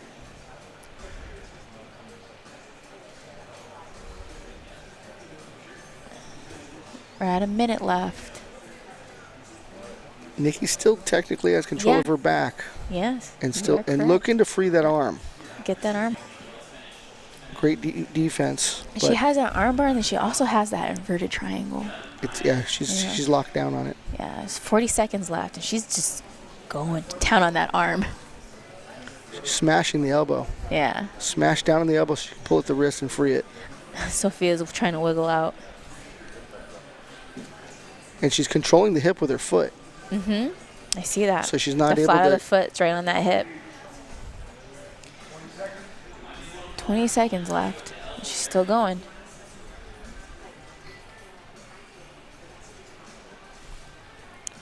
I gotta give it to Sophia because she's in really bad positions. Absolutely. Been in bad positions, and she's just fighting through. Nikki's adjusting her grips. Yeah. Taking her time. Maintaining control, a lot of pressure, but you're right, Sophia's great defense. Beautiful. And able to escape. So now it's Sophia's turn. Looks like she's gonna take her back. I love this. Exciting. Well, I believe if Nikki gets out faster than Sophia, she wins. Is this the third? This is the attempt third. for both ladies? Yes. Okay. This is the third now. I'm not gonna lie. I'm not familiar with EBI rules. No. So sub only from here. Sub That's what only. I'm hearing one of the guys talk. Let's see what happens for her to win. Oh, okay. Let's see what happens. She got that body lock early. Okay. Nikki's not able to get out so easily. Yeah. Let's see if she doesn't looking to pin position. that leg down. Oh, I she see let her go of the ear. lock. Her ear is kind of coming out. She's just. Her face is almost out. Yeah. And she just has to change her hips. Yep. Just have to take her time. What? She's out. Time. That's time. Albert called it. That's it. We're going to see where this goes. He called it because he lost position. Sophia lost position. Winner by overtime. Yep. Nikki Sullivan. Nikki Sullivan from Atos. Wow. It wasn't just one overtime. It was 3 overtimes. Get it right. No joke. Yes. Super exciting match. Love to see girls at that level. Matches. And that kind of flexibility, man, just unheard of. That's some yoga. Jiu Jitsu and yoga all in one. Right. So we have still in it. We have Gabrielli Mccomb, Nikki Sullivan, and Heather Raftery that are still in the Grand Prix. Right now, I believe we're going to have a super fight. That being one of the longest matches, hopefully Nikki has some time to recover. Yes. Because that's exhausting. I believe the super fight might be 7 minutes because it is purple bouts. Okay. I believe it's purple bout, no-gi, 135-pound. Lisa Marie Muldeen versus Celeste Gage. And Lisa Muldeen is a MMA fighter, fights in LFA. LFA, Legacy Fighting. That's right. Alliance, correct? Coming out of Team Oyama. Team Oyama and Irvine. she normally competes at flyweight, right? 125. Yes. Thank you. Yeah, appreciate it. That's a day before weight and all that stuff. For her, not for me. And then you have Celeste Gage from Gracie Humaita South Bay, training under Leticia. Leticia Rivera has one of the top women's teams. Yes. I remember when she got her own location and gym in 2015, 2016, and just Bia Mesquita. One of the top women trainers in the world. Yeah, I rolled really with her. is. She's a hard roll. She's a very hard roll. And you know what? She made me better. Yep, she'll grind it out of you. Yeah, so she has a system, adrenaline, everything. So this should be a really, really good match.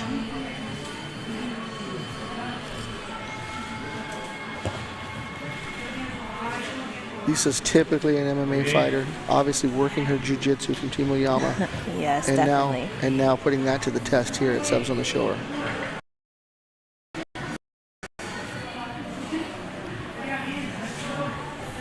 Well, she's really likes putting time on the mat, you know.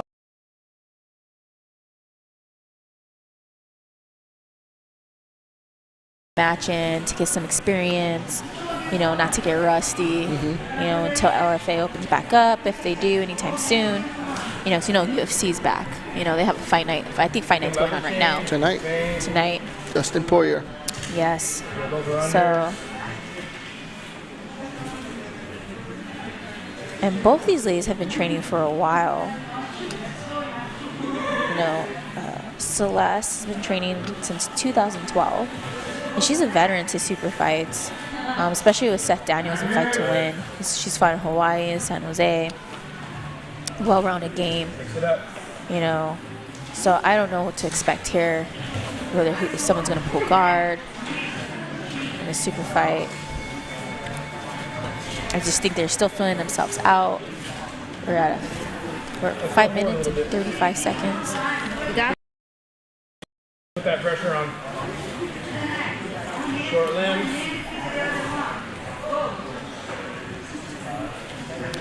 My favorite, favorite submission for Lisa Marie Muldeen was actually arm bars, and then for Celeste Gage is omoplatas. So just so you know, Lisa Marie Muldeen, she's actually in the virus dark blue sleeves. And then you have Celeste in the long sleeve black with the yellow. Yeah, more of that. Just so you know who we're talking about. They're still standing. Well, I don't see any guard pulling going on. I didn't expect it from Lisa. There it is. Oh, there it is. And quick to get back to her feet. Yes. Technical lift and then back down. Let's see if Celeste's going to try to pass. Nope, back up. So quick. I love that technical get up.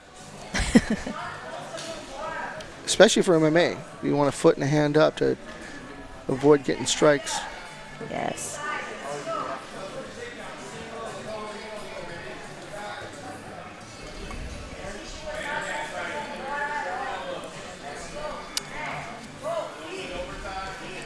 Lisa shrugged her off, lost position, slipped a little bit. Now she's on her back. Well, good things is this isn't points, because that would have been an advantage. Yeah, that's a fact. In some tournaments.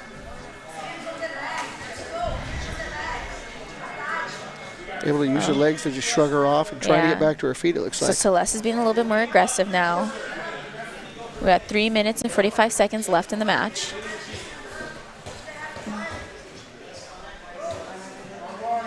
Lisa Muldeen's got the arm bar. Oh, yeah. Now rolled into top position. They're going to have to get them away from that. Oh, she has the inverted body guard. Inverted guard right there. Let's see. They're on the edge, like the edge where the mirrors are. Let's get them off the mirrors.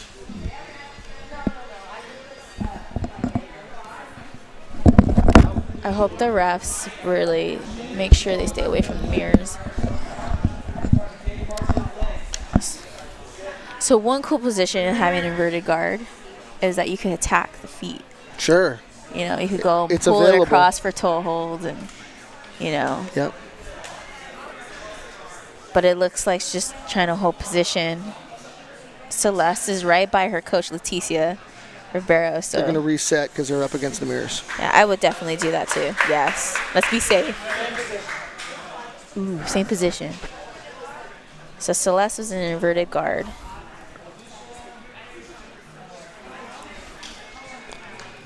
Just locking back up, same position. I've been in that position and then I've been stuck in that position. Sure, so it's an odd place to be. It's very awkward.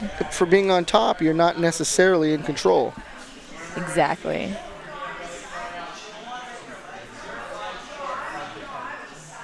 So Leticia is telling Celeste to get her arm inside to try to pull and have an inverted triangle, which is pretty smart.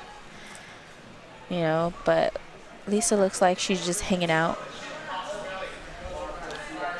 Since it is a position you don't necessarily train very often, I think Lisa's looking to figure out where she needs to be. I think Lisa's being coached right now by Matt Salinas. Yes. Am I correct? Okay. Oh, that's Mike John. Oh, Mike John, sorry. 10th Planet. 10th Planet. She's hanging out. Good. So, turn, open up. Looking to pass. Lisa Muldeen on top. Trying to shift to knee slice. Right back into guard, locked up. Yeah. Maintaining posture. So Celeste is on the bottom in the black and yellow rash guard, and she has guard. Got Lisa on top with the dark blue long sleeves. We got 1:30 left. She has double unders on the arms. See if Lisa's gonna get up, break guard. But we have Celeste trying to go for high guard, break the posture. Let's see, we got a little over a minute left. Lisa's walking her hands to the hips, got her elbows in, looking to break that guard, gets broken right back down. Celeste opens up that guard though, I think she's trying to bait her. Yeah. She doesn't have that closed guard, she's trying to bait her. So we got 45 seconds left. She may get a butterfly in and try to sweep. Yeah. I'm not sure if it's going to go to decision or they're going to go for the overtime or sudden death. Lisa trying to stay heavy, but Celeste is really looking to sweep. She's working. Got that foot in. Got that butterfly. She has a butterfly in. She's locking down that shoulder as well. So you get a butterfly in, lock the shoulder, and she'll be able to sweep. Yeah. A short time. Let's go, ladies. Lisa maintaining that posture. Yeah. Neck really kind of just looking up at the ceiling, trying not to get broken down. Time. So let's see if they go to sudden death or they go to ref's decision. Nice thing about Celeste Gage is she says she likes the relationships and the friendships she gets to build in Jiu Jitsu. She's been training since 2012, so good 8 years. Yeah. And she actually trains with her daughters. That's really that's a really nice bond. I love the family So we were thing. talking a little bit earlier about, you know, being family oriented, and even though we're choking each other out. Oh yeah. You know, so it went to ref's decision. It only sounds funny to people that don't train. And it goes to ref's decision. Look at your left hand. You look at your left. And looks like Lisa Now go up to the Marie Muldeen won. Yep. Yeah. By decision. By decision. Ref's decision. Sorry, I was in the middle of talking about family and we missed that. That's all good. But I think you're right. There's a family bond that's created by jiu-jitsu that's not something that we see common. If you don't train, you don't know.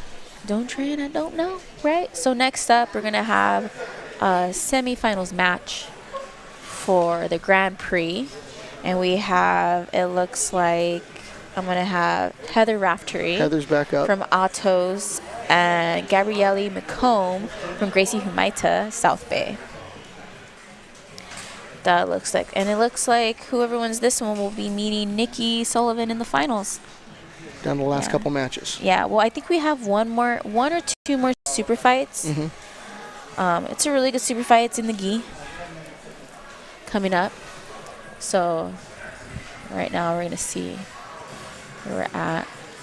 The nice thing about Jiu Jitsu is that I was talking about how different styles, different ways. So like some people like top game, like taking down, passing, being heavy, submitting. Some individuals like pulling guard, looking for shin on shin, one-legged X, spider, you know.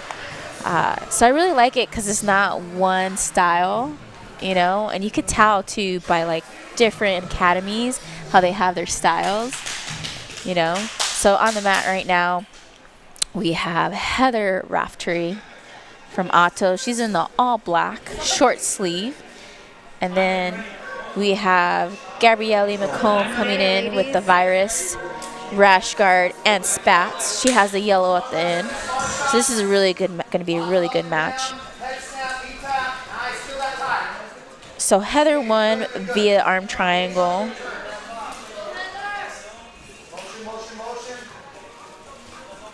And then Super Gabrielle aggressive. defeated Margot. Oh, very different from the style we saw earlier for Gabrielle.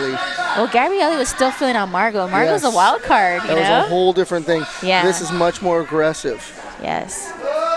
And it looks like Heather's got top position. Gabrielle's seeking to get her hips real high. Probably looking to throw a leg over a shoulder. Well, both these women are really well-rounded, top and bottom game, you know? So it's just really going to come out to who's able to impose their game and how they're able to execute it.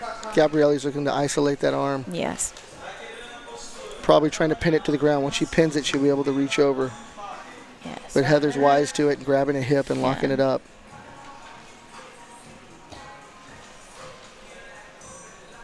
But breaking her posture. Gabrielle's good at breaking her posture, not giving her a chance to pass.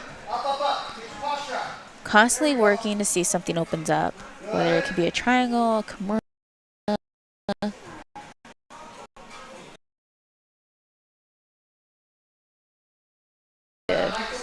Trying to work their game. So Heather's trying to get back her wrists. She's going to go double underhooks on the arms, maybe posture up, try to break the guard. But Gabrielle is all about that arm drag, trying to break that posture. Got Heather off center line for a moment is what she was seeking to do. But she gained it right back. Yeah. Well, Heather's coach, Berchak, is on it, you know, making sure that she stays in the center and stays in good position, not rushing, you know. She's composed. Very.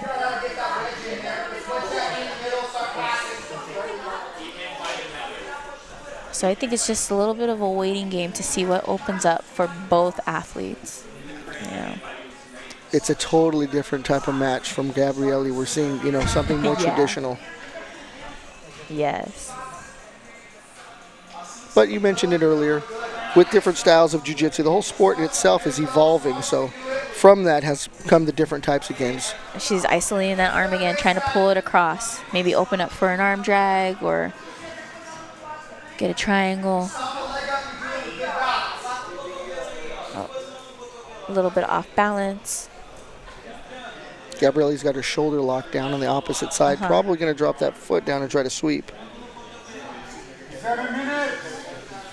We're at 7 minutes. But Heather's keeping really good pressure. So we got to see. Shoulders under her chin. Yeah, super so uncomfortable. we got to see where this goes. What if Gabrielle opens up for a butterfly hook to get a sweep? She's got the shoulder trap, but it doesn't look like that's what she wants because she's had it trapped for a while. And it does look like Heather's off balance, so I would seek that. But she wants something else. But maybe it doesn't feel comfortable for her. I don't know.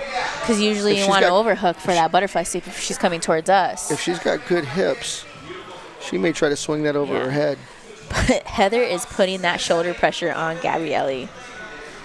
And I love it.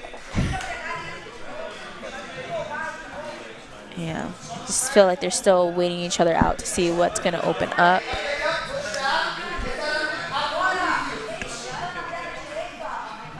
So I think key thing that Heather needs to work on is getting out of that underhook. There's 6 minutes left in the match. Gabrielle's really built a bridge between them with her grip. Yeah. Trying to keep that chin off of her because she's got that shoulder buried deep. Very uncomfortable. I think Gabrielli is really comfortable in this position, or just in competition in general. Like I said earlier, she's been training since she was 8 years old. Heather's got her. Been competitive. She's like a juvenile world champion. Yeah. You know. And Heather's been busy since she's even before then. And black belt, she really came out. Like, she's making sure she's always in the top 3. You know, she's one of the top black belts for IBJJF for sure.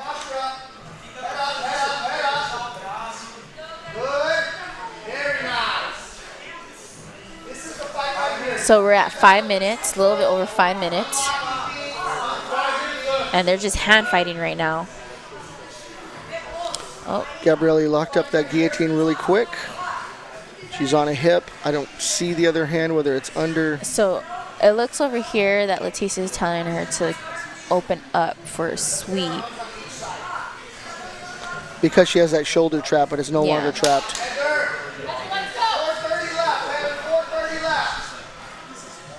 So Heather's coach is telling her, gotta move, gotta break that guard, make something happen. They were in guard for a long time, I think pretty much more than half the match already.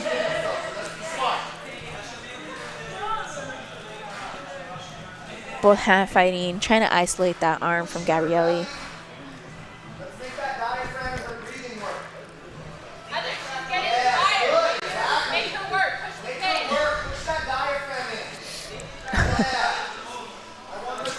So now they want her to put pressure, which is fine. 4 minutes left.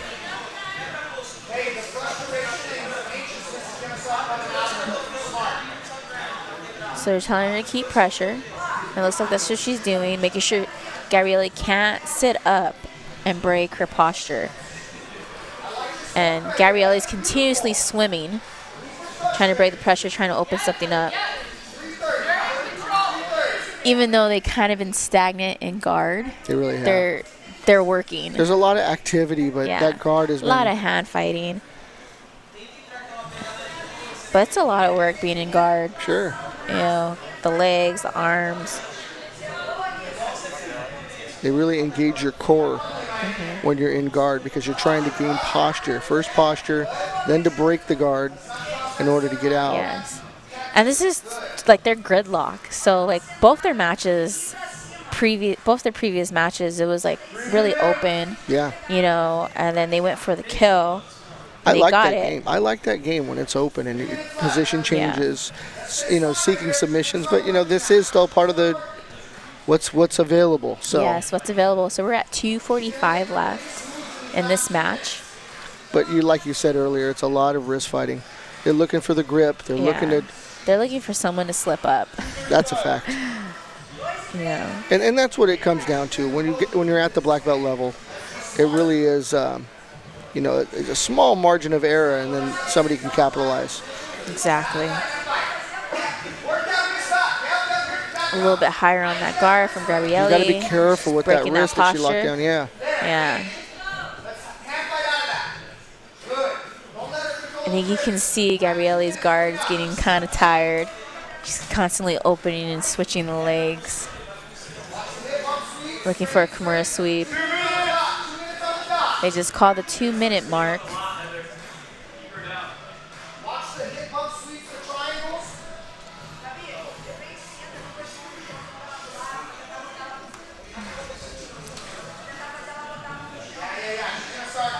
I can't say anything if it's going to go to overtime because, you know, Gabrielli didn't get Margot till like the very end. True. You know.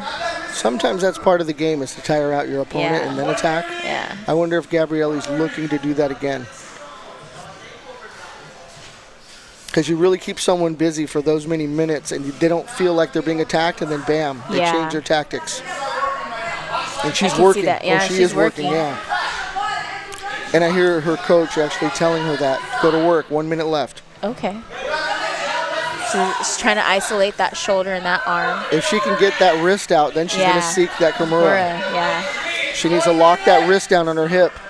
She's trying to see what Leticia's trying to say. She might be able to sweep her with this. Yeah. So we're a little less than a minute. We got 50 seconds left in this match. And, oh, she opened up the guard. Maybe she's looking to get that butterfly hook, but it's there. She's off balance. yeah. But Heather's holding her forearms and her elbows in, so she can't get that butterfly hook in.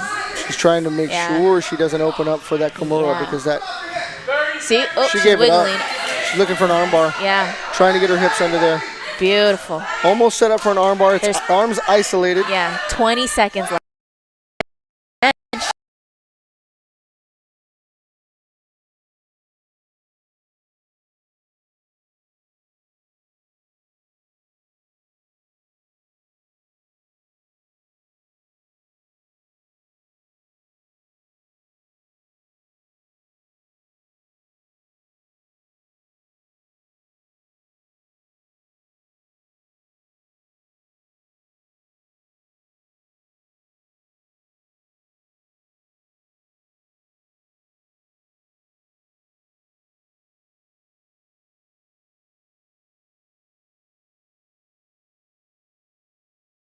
Fight, Heather. And maintaining top position. Yeah. 10 seconds left. Her coach is telling her to hold her down. Looks like we're going to go into EBI overtime.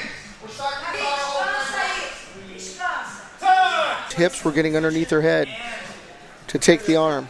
Yeah. And popped out of it. Because there's only a split second you can. Blue has choice. So let's see what position. Heather won the coin toss for position. I think Heather's going to take her back. Okay. 2-minute time limit. So Gabrielli defending. Heather's taking the back. Uh-huh. Got the seatbelt locked up. Hugs, not drugs, John. That's right. Keep that going. It's all about love. In position. A tight seatbelt on. Hooks and right in. away. Gabrielli really looking to get out early. Yeah. She's trying to get her hand through. But Heather's got that figure four with the. But she doesn't have the body triangle. So. No, but she has that. She had her foot underneath the back of the knee for the steering wheel. Okay. She's finding the hands. Oh. The full Nelson. Yeah. I was like, dang, that's a full Nelson. Is that legal? I'm just kidding.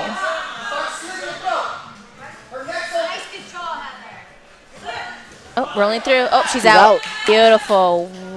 47 seconds. That was amazing and explosive.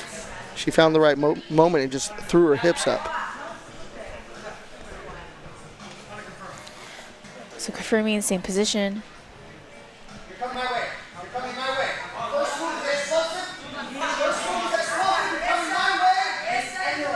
So let's see. Let's see if Heather's going to be explosive. Boom. And she was. And continues. Keep rolling. Out, yeah. She's out. Oh. She got out in 6 seconds. Super quick. She listened to her coach. Yeah. Tony Burchak told her, you coming my way, you're coming fast, you're being explosive. You know, and that's exactly what she did. That's a nice thing, too, sometimes when you see athletes and they're just so coachable. I love that. Yeah. Not everybody listens. That's a fact. That's a known fact. Almost took out the photographers. So Heather on top, hand on the mat for spider web. Okay. Control of the knee.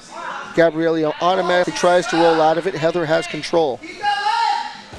She's maintaining position. Gabrielli not able to stack her up. And the arm's almost free. Yeah. Heather almost has the arm. Looking to finish rather than let her out. Rolled through it. Gabrielli's fighting, but she's not letting go. Heather's on her. Still has that arm locked up. Looking to stack her, but Heather's stretching her out. She's locked her feet and really trying to extend her hips. Yes. But look at her composure still. Looking to extend those hips and take the arm. Doesn't even look like she's tired. Look, there it is. Let's see if she gets it. Gabrielli's got a grip on it. She's really defending it. Heather looking to break that grip. She seems comfortable. She keeps that right leg over the chin as well, so she's not able to get out.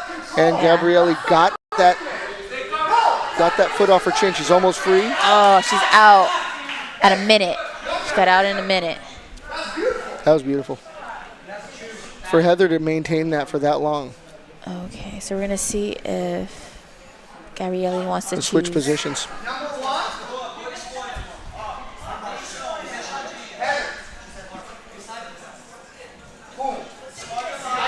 He's going to roll right out of it again. That's what he's telling her. Okay. Stack her up. Well, let's see. Well, you know. So spider web, she's got to get one arm onto the mat, one arm locking it, one arm onto the mat.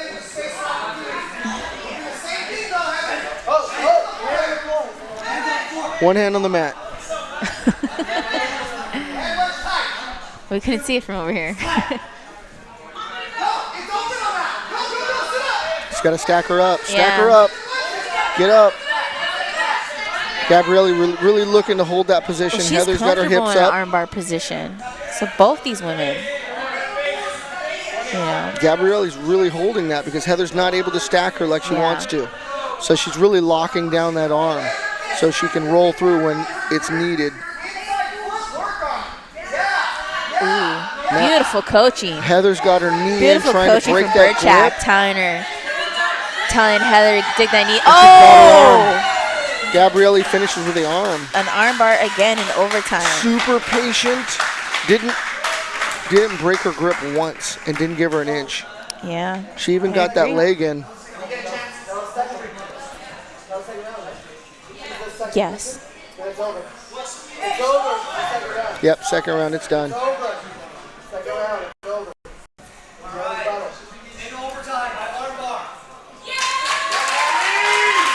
Gabriella, man, just tough. Heather was right there. I thought she was going to finish, and Gabriella really held on to that. That was tough. That was tough. It was definitely a tough match. So it looks like it's going to be Nikki and Gabrielli in the finals for the first ever Grand Prix. Really cool.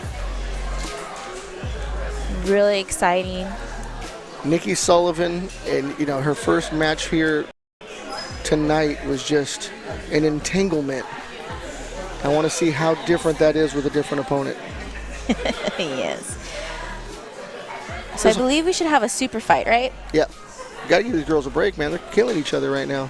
Is this our last super fight? This should be, I believe, the last, and then we go right into the final match. Very exciting event. I don't know. Which one's more exciting? Last night or tonight? Tonight, always. Tonight, yeah. This is it. Yeah. I love the showcase of the women. I love that it was a black belt. I like the mix because it isn't just the high-level belts. We got blue belts, purple belts, black belts, of course, brown belts competing against black belts. Traditional style heavy top position jiu-jitsu versus these ladies with inverted games that are seeking heels and seeking knee bars and doing things from an inverted position that is next to impossible without flexibility. I'm not trying to be biased at all. Yeah. But my experience since training, I've been training since 2013, and my experience is that women go harder and scrap. Like, they're there to fight. They do not stall most of the time. That has been the case with tempo, women's right? MMA and women's jiu-jitsu, that they're really bringing it. It's just super exciting, and I love it. Like, today's been really action-packed. So coming up next is our super fight. It's going to be our brown belt, Gi, at 125 pounds. Okay, we have Heather Morgan coming out of Atos. I see HQ. Jessica Kahn here. I wonder if Jessica Kahn's got a match. Yes, she does. She just popped in out of nowhere. Jessica Jade Kahn from Art of Jiu-Jitsu with the Mendez brothers actually is super fighting with Heather Morgan. So this is going to be the next fight. Super exciting. Her super fight last, Subs on the Shore, was versus Trinity. And she's a local hero for jiu-jitsu. So she's a global phenom. She goes all over the world to the Philippines. She's been in the Philippines, Singapore, Europeans, Cambodia. Yeah. She's everywhere. Yep. And she's been competing at a very young age. She's been competing since she was 10 years old. Jessica Kahn. Her dad's a black belt, Peter Kahn. He's here with her tonight. Oh, okay, awesome. Is that the one who's coaching him? I believe so, and they were actually in Fight to Win together. Father and daughter on Fight to Win card together. Nice. That and then we February. got Heather Morgan. Her main training partners is Nikki Sullivan and Angelica Galvao. That's amazing. So, and you know what? They're actually both newly brown belts. Yes. Okay, so You can see it by that shine on those belts. I love that. Not only that, but, you know, Jessa got her brown belt back in October 2019 after the Long Beach Open, you know, and we had Heather, which is in the black gi, got her brown belt right after Worlds, after she won Worlds at Purple. Awesome. In June 2019. So they're like right there, neck and neck. You know, something that I did notice for Heather in the black gi, she is very aggressive. She's aggressive on bottom, not too technical, but she's technical in her passing. Like, she can speak to spider guard, and that's what Jessica has, is a really good spider guard, especially in the gi. Super versatile, very methodical and technical, and young and ready and hungry. Look at her. Yes. I feel like they're still filling each other out, trying to get their grips and see who's going to come up first, or if Jess is going to go for a toe hold or a foot. You know? So this is a nice thing you need to realize about Jessa is you got to respect the toe holds and the back takes. That's a fact. Because she's all about arm dragging to the back, barambola to the back, you know. She's very capable. Yeah, she pulls spiders. If she could get you in that triangle arm bar setup, she's going to get you. She has an interesting way to apply an entry. And once she has an entry, she seeks submission. Yeah, definitely. You know, so I feel like their games kind of speak evenly on bottom, so whoever's on bottom, you know. I'm surprised I'm not seeing that much aggressiveness from Heather Morgan in the black gi. Kind of thinking it through. Yeah. They're well, both they got time. It's an equal position. They're both in a sitting 6 position. 6 minutes left. With grip. Yeah, they're just working on grips.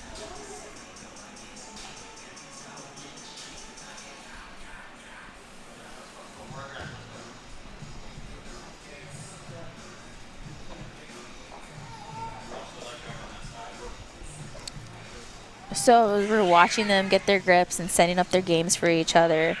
Just to let you know that Albert Top is the one who puts on submissions on the shore. It's a fact. Known fact. This is his second event. He started this in 2020. February was the first event.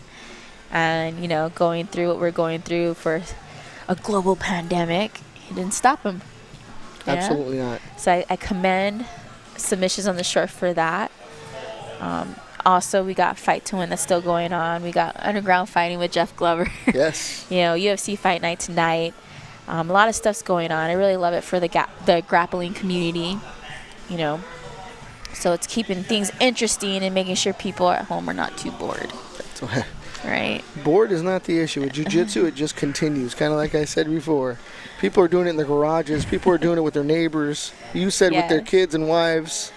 Husbands. Yeah. Right? I totally agree. You know, when Salva MMA shut down because of COVID, a lot of parents, a lot of students got mats, you know, made their own dummies, you know, got their cousins, like the kids got their cousins, got their siblings in it and did it. Parents even got involved to drill with the kids. It was beautiful. So even though through a hard time, socially, economically, you know, health-wise, they kind of stuck together. So I just know from my personal experience is coaching and being there with my husband as we run and operate a martial arts academy, is seeing that the dedication from our students, you know. So thank you for that, my Salva Tigers, my little Tiger Ninjas. Love you guys. And they're both going for toe hold. Jessa, I don't know, is kind of out of focus, but she rolled into for a toe hold. And still going for it. I don't know if they're going to stop and reset. I think Jess is in the better position. She's attacking. Oh, yeah, for sure. She's attacking for that toe hold. She's stretching and she's out her hipping knee. in. She's stretching the knee out. Tapped. Yep, she got the knee bar. Jessa with a knee bar. And that was a little over 4 minutes. It was a waiting game, but Jessa really pulled that out as she got up against the wall. I definitely feel she's way more deadlier in gi than no gi. Absolutely. For sure, this is her element. That's her game, man. You know, she That's is AOJ. Yeah, she is a juvenile and adult world champ. You know, both at blue and at purple. So I'm so happy for her and to see her get her brown belt so recently and come out with a win here. That's awesome. Yeah, her coach is really here with good. her. Great. So next up, we're going to be going into the finals for our Grand Prix 135-pound weight class with Nikki Sullivan from Atos and Gabrielli Mccomb from Gracie Humaita. You know, so before we go into that, Gabriella and Nikki, I mean, I'm so excited to see this. Not to interrupt you, but man, no worries. We have seen some amazing things from both ladies tonight, both coming in with, you know, very, very storied histories in jiu-jitsu. Yes, yes. It's pretty exciting stuff, and Nikki just coming out fresh, ready to go. And just amazing flexibility. And then Gabriella's so tough, right? Yeah, Gabrielle's compact, tough. I've been seeing her compete even before she came to California with Leticia Rivero back in 2013 as a juvenile blue belt. She was kind of like the Jessica Khan back then in 2013, sure. Just taking super fights, taking matches, you know, making her own name. And you know, and that's what I love about this is that you have like these young girls, these superstars, teens and these juveniles, and then boom, they come out and they're like a force to be reckoned with. And I love it because it keeps evolving. Yeah. Well, jiu-jitsu is always evolving, right? So the sport of jiu-jitsu is evolving, absolutely. Yes. And women like this and young girls. Our finals match for the night. We got Nikki Sullivan from Altos.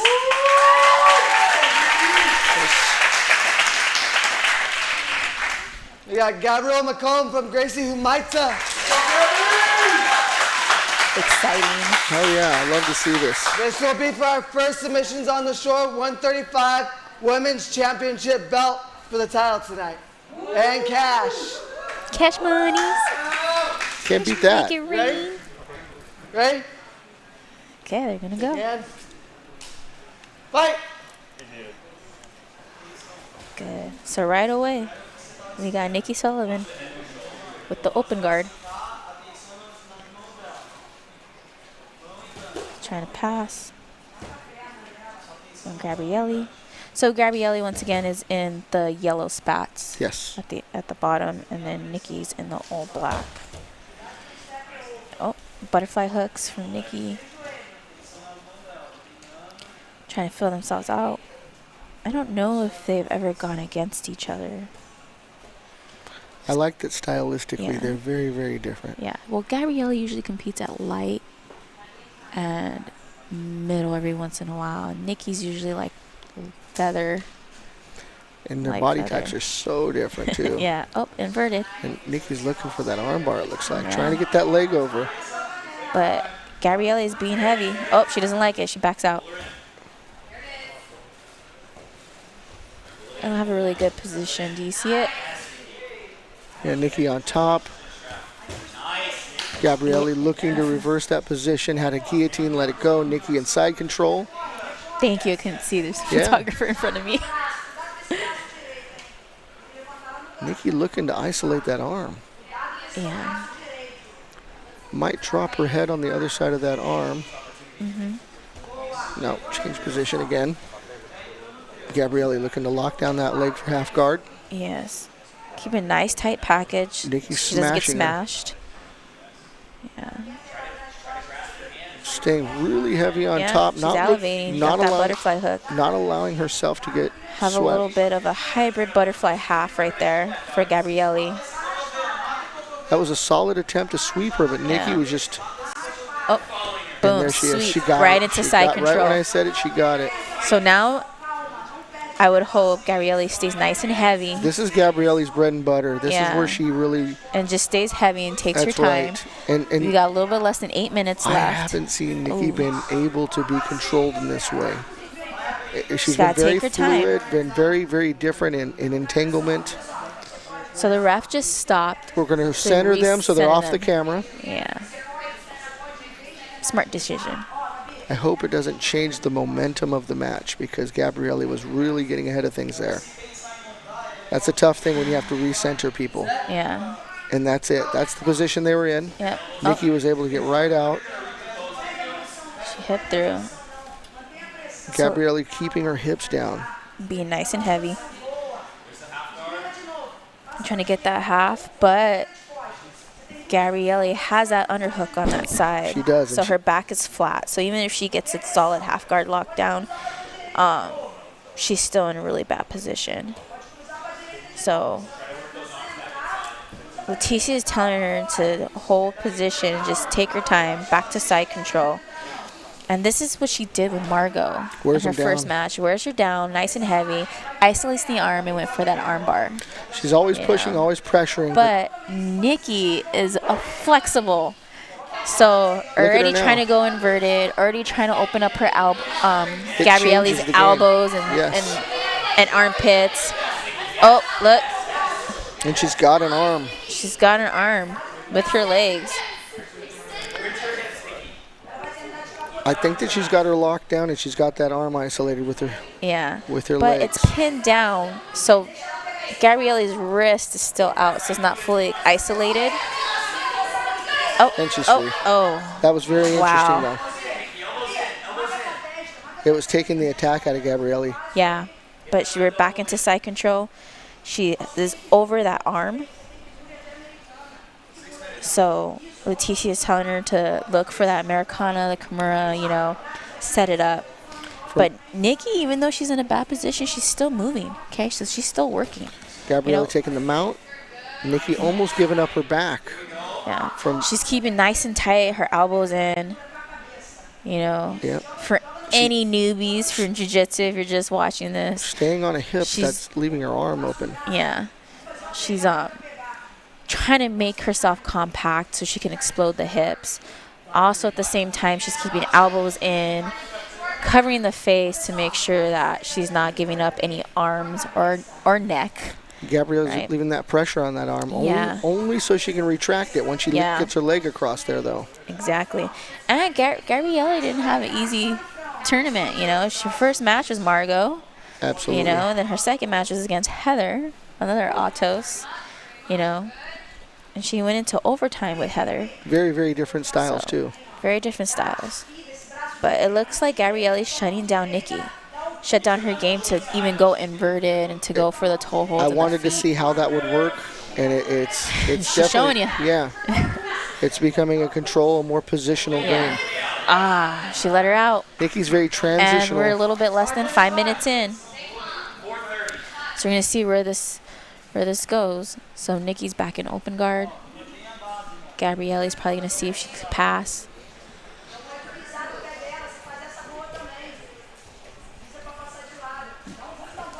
So Nikki's really known for pulling, getting open guard and no-gi. She inverts to a knee or toe hold. Like, she's really good at attacking the feet, attacking the legs, And then you got Gabrielli, who's pretty well-rounded. Yes, Nikki both looking top for that and 50-50 entry, but she's getting smashed. But to this finals match, Gabrielli's all on top game, And remember her semifinals match against Heather Raftery, she was in guard the whole time. Yes. So she's really showing how versatile she really is. And the willingness to wear someone else down and then explode at the end. Yes. Heavy. Look at that pressure. Yep. She just wants to flatten her out first. She's got control of that neck. Yeah. Do you see if Nikki has half? She must, because that leg's locked down. So, Nikki's got half guard. Gabrielle's looking to muscle that leg out so she can finish that choke. There it is. Oh, but she's going inverted. Look at that, trying to take the back from and they're standing. They're working, that's for sure. Okay. So we're at 3 minutes. Oh, wow. They just called 3-minute call on the match.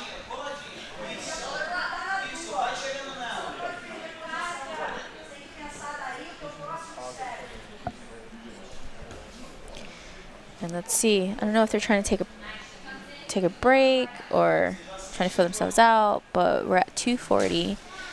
I don't think Nikki's taking a break. She's trying to do that sweep right there. She's trying to impose her guard. Maybe shin on shin, a little bit half, so she could go inverted and attack the knee. Gabrielle's just trying to pass but cannot get through. She's not being heavy. She's being light on her feet and trying to work perimeter rather than just smash straight through, because Nikki's okay. Nikki's got her. Beautiful. That could have been. And she came back just to smash just into right side when I control. say she was working on perimeter, and she just goes straight freed through. her leg very, very simply by kicking the knee out. Yeah. Right when I said it too. That's okay. That's what we're here for. Got to call the game as it goes. It's going to change momentarily. Always. Gabrielle's in side control. Nikki going inverted, trying to free herself by using her heels to get control of Gabrielle's arms, and it looks like she's doing just that. Yeah, but Gabrielle is just going to try to stay heavy hips, hold position. This is more of what we saw from Nikki earlier. They're just really kind of using her flexibility. Yeah. Gabrielle's got knee on belly, got the arm. Got the arm. She's going for it. She's locking her down. She's got an arm bar set up. Just take your She's fighting time. for the wrists and got the arm free. Nikki's fighting for it. Nikki stepped over and tapped. With a jam-packed arm bar. That was amazing. With 1:17 left. It was not a traditional arm bar. In fact, she straightened it out. 9:43. Straightened the arm bar out in a way where Nikki would, with any way she turned, it locked. So she had no way out. You know what? She won the whole tournament with arm bars. I can't believe that. Yeah. After this, shake hands and then come back. Yeah, go shake coach's hands after this. Winner by armbar champion. Gabrielli Mccomb from Gracie Humaita, South Bay, San Diego, is your first ever Grand Prix 135-pound champion from Submissions on the Shore. Did I say that mouthful correctly? Absolutely. I think that her coach knew her game and really, really employed it tonight. Yeah, definitely. Well, she has support from her husband, and you know, Letitia's one amazing coach. 35-pound submission on the shore champ. First ever. Yeah, first ever. Never take that away. Only 22 years old. That's amazing. Amazing skills. How much money did she win? Cash monies? A pile of cash, a beautiful belt. Yeah.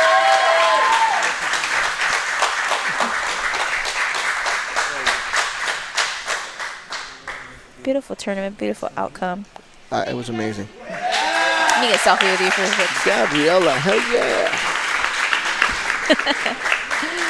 There is some awards I have to give. This is the fun part. We had one overtime match, and I think she's still here. Michelle, where you at? Yeah, she's going to get $50. You went into overtime. Love you got the takedown finish, right? Our submission of the night. Shit. I'm going to have to go back and watch them. No. So I'll hand that out either later tonight. We'll probably get some votes. To be honest, I know there's a lot. And I think our fastest submission was still Lariah, right? If anybody thinks different, let me know. But no, it was Lariah. So CBD, our live CBD is going to give him a prize. And then with our submission of the night, I'll get to you guys, okay?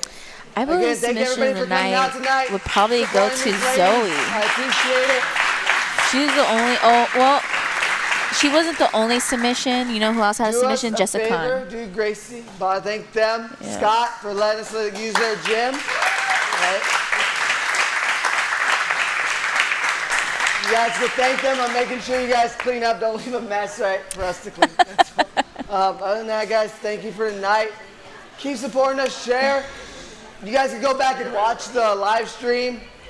Just start pumping them out. We have a show in July 10th and 11th. 145 and 125. We're going to try to keep this going, ladies. All right, so let's keep these tournaments going for the ladies, guys. Give you guys a round of applause. I'll see you guys. Beautiful. So July 11th. July 11th is the next submissions on the shore in San Pedro. It's 6 Blades Jiu Jitsu. Yes. Got it. All right, we're coming to you guys, and now. All right, guys. So we have fight of the night, submission of the night, as well as fastest submission of the night. Fastest submission of the night. So I know that we had 3 submissions, which was Lariah Gill from Gracie Humaita Temecula. And then we had Zoe Childs with a submission of a triangle. And then we also had Jessica Khan with a knee toe hold. I couldn't see. He's saying it's knee bar. It was a knee bar. I thought it was a toe hold. But he's known to get the toe hold with the knee bar, so it could have been either. Who knows? Okay, so those were the submissions that we saw besides in the Grand Prix. Yes. You know, we had an excellent showcase of black belt women for the Grand Prix with Gabrielli Mccomb coming on top, beating everybody via armbar. You know, even in overtime, she got the armbar. So she defeated Margot Ciccarelli with an armbar at the last minute of her match, of her 10-minute match. And then she defeated Heather in overtime with the armbar in spiderweb position, correct? And then Nikki Sullivan. in 9 minutes and 43 seconds, she armbarred Nikki Sullivan. You know? I can't believe that, but now in hindsight, looking back at her setups and the way she played her game, she stuck to her game. That is what she wanted to do. Yeah, that's what she wanted to do. Cool, calm, composure. And Leticia coached her through it, Yeah, definitely. And I know you're hearing a lot of chattering in the background. That's, you know, the women celebrating. That's the good stuff. Gabrielle celebrating. You know, she just gave a hug to Nikki Sullivan saying great match and stuff. So we're probably going to be able to talk to her right now. Yes, Gabrielle's coming on camera now. Oh, nice.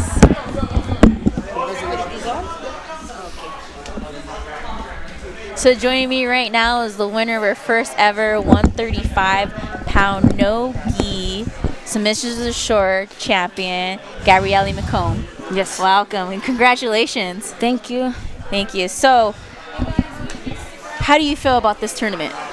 I was worried, you know, first because everybody knows, like, EBI rules is kind of scary because it's everything allowed. Some people like, and this thing is new for me, so I still learn. Even though I have been competing on other ones, but I still learn this kind of game, you know. And I fought one time, like my first time that I compete no gi was a EBI tournament, and it's like was very new for me. Even though I got to the final, I saw a lot of people commenting like, man, she didn't know that you have to submit and this and that.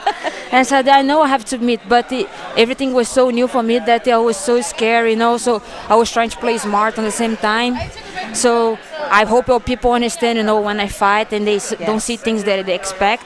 I'm trying my best, you know, and I'm still learning. So I'm still learning to get better, you know, to give a better show for everyone. That's beautiful. Also, you are 22, yes. Right? You're 22. You got your black belt in 2018, and you haven't stopped, right? You've been training since, I believe you're 8 years old? Yes. That's incredible. So, I just wanted to ask, what's the biggest learning you've had in jiu-jitsu? The biggest learning. Like, what can you take out of your jiu-jitsu journey thus far? It has taught me and still teach me be a better person and become more adult, become more responsible. When I first moved here, I was just 18, so I never lived by myself. No, I never had adult life. And I moved here to live off Jiu-Jitsu, to start teaching, to start competing. So that's what Jiu-Jitsu has me teaching and still teach me to become a better adult, you know, a better responsible person, and help me in life, you know, everything. So I still learn. So it still teach me. It didn't teach yet. It still teach me, I think, the rest of my life. Beautiful. So you've been like a powerhouse since you were a juvenile. Right, so you've been you're a multiple world champion, IBJJF, and all that good stuff, and you defeated everybody via armbar today. Was that your game plan? I was surprised too. Yeah, you were surprised? Yeah. So what's your favorite submission? I usually choke on the back, but I think the girls knew that, so nobody let me take the back today. Yeah, because all the other turns pretty much take back and choke. And I think they knew that, and they were worried so much about that. But at the gym, I've been training a lot with back take, switching for the arm bar. So everywhere I was looking to the arm too. Well, you had beautiful transitions today in all 3 of your matches. I even asked Leticia, like, what's Gabrielle known for? And she says everything. She's well-rounded. Yeah. I try to be a little bit good in everything because I do have something that I'm very good at, but I try to know a little bit of each thing so I could at least survive if I fall in those situations. Yeah. Well, you definitely showcased that today because Margot was kind of like a wild card. She is a brown belt, but that was your first match. Yeah. And she was kind of open and flowy and constantly moving. Yeah. She's a brown belt, but I know her since I was a blue belt. So when I was a blue belt, I think she was a blue belt too. So we haven't been in the same belt on the same time. She just got stuck on the purple belt and she stayed a long time there. And I said, this girl could be a black belt already. Yeah. Well, different jiu-jitsu journeys, right? Yeah. Yeah. And then also your second match, you went into overtime. Yeah. Yeah, that's you scary. you beat her in EBI overtime with the spider web into that armbar. You know, so and it was a totally different game because you're mainly top against Margot, and then against Heather, you're guard the whole time. I think Bia Mesquite's probably proud of me right now because shout out to Bia. Yeah, she is like a good close guard, and I think. Like I said, sometimes you don't need to play guard to learn how. Sometimes it's good to be inside the close guard, so you learn how to play close guard too. So being inside BS close guard is the dangerous thing ever. So this has teach me some things too, you know. And I was trying attack head, but I knew if I opened up too much, she could get opportunity to pass my guard, and it was going to be bad, you know, on board of her. So that's why I play safe there a little bit. But like I told you, a lot of things I did today that I was surprised for myself. That I did. That's why if you ask me what was your game plan for today, my goal was not to get tired so much trying takedowns because my first ABI that I did, because I didn't know how to submit that much. I went a lot for takedowns and I got so tired. So my goal was going to be more smart and no attack takedowns and get good positions so I could get the submit mission. So this is why you're so well-rounded and versatile, is because you're always, win or lose, you're learning. Yeah, that's why I said I'm still learning those kind of rules. I'm still studying all that, and it's all new for me, and I'm still learning. So the good thing is that I learned something, because if I won today means I learned something from the other terms, you know, that I progressed something. Yes. So I'm happy for that. That's why I got surprised, because it means I got better in something. Yeah, and then lastly, your finals match against Nikki Sullivan from Autos. You beat her in 9 minutes and 43 seconds via armbar as well. And she was mainly playing bottom and going inverted. You shut her down with your heavy pressure. Yeah, I know Nick is very good with that. I fight for her a lot, especially in BJJF too. So people say, oh, you're gonna fight for Nikki. I know you fought for her so many times and you won sometimes too, but don't think that you want to fight for Nikki just because I fought for her so many times that I don't worry about her. Man, Nikki, like I told her, she has her feet that goes everywhere. So she is a kind of athlete that she can surprise with anything. So every time I fight for her, I do worry about, you know, and I always play smart again and again, try to kill those leg gains, because people say, oh, Gabi always disconnect, she don't get into her game. That's what I have to do, because she's the best on that. So why I gotta engage on her game, you know? So I hope people understand the strategy. No, it's strategy, just like you said. You're keeping yourself well-rounded. You fought her plenty of times to know this, so you know what you had to do, and you're very versatile. Like, I understand that side mount pressure that you had on her, and that mount pressure. I felt it with Leticia Rivero. Yes, so. The hip has to be low and hiding the elbows there, because she was trying. I knew she was trying to go to like a crucifix stuff there, so I had to hide my arms. And I say that because a person that really knows jiu-jitsu, she's gonna understand what I'm trying to do there. You know, like hiding my legs, engaging, disengaging. The person you understand, you know. And some people that she should fight more forward, she should go in, but if you go crazy like that, you open up yourself, and then this can cost the whole match, you know. So that's why I'm carefully on that. You're very strategic, very smart about it.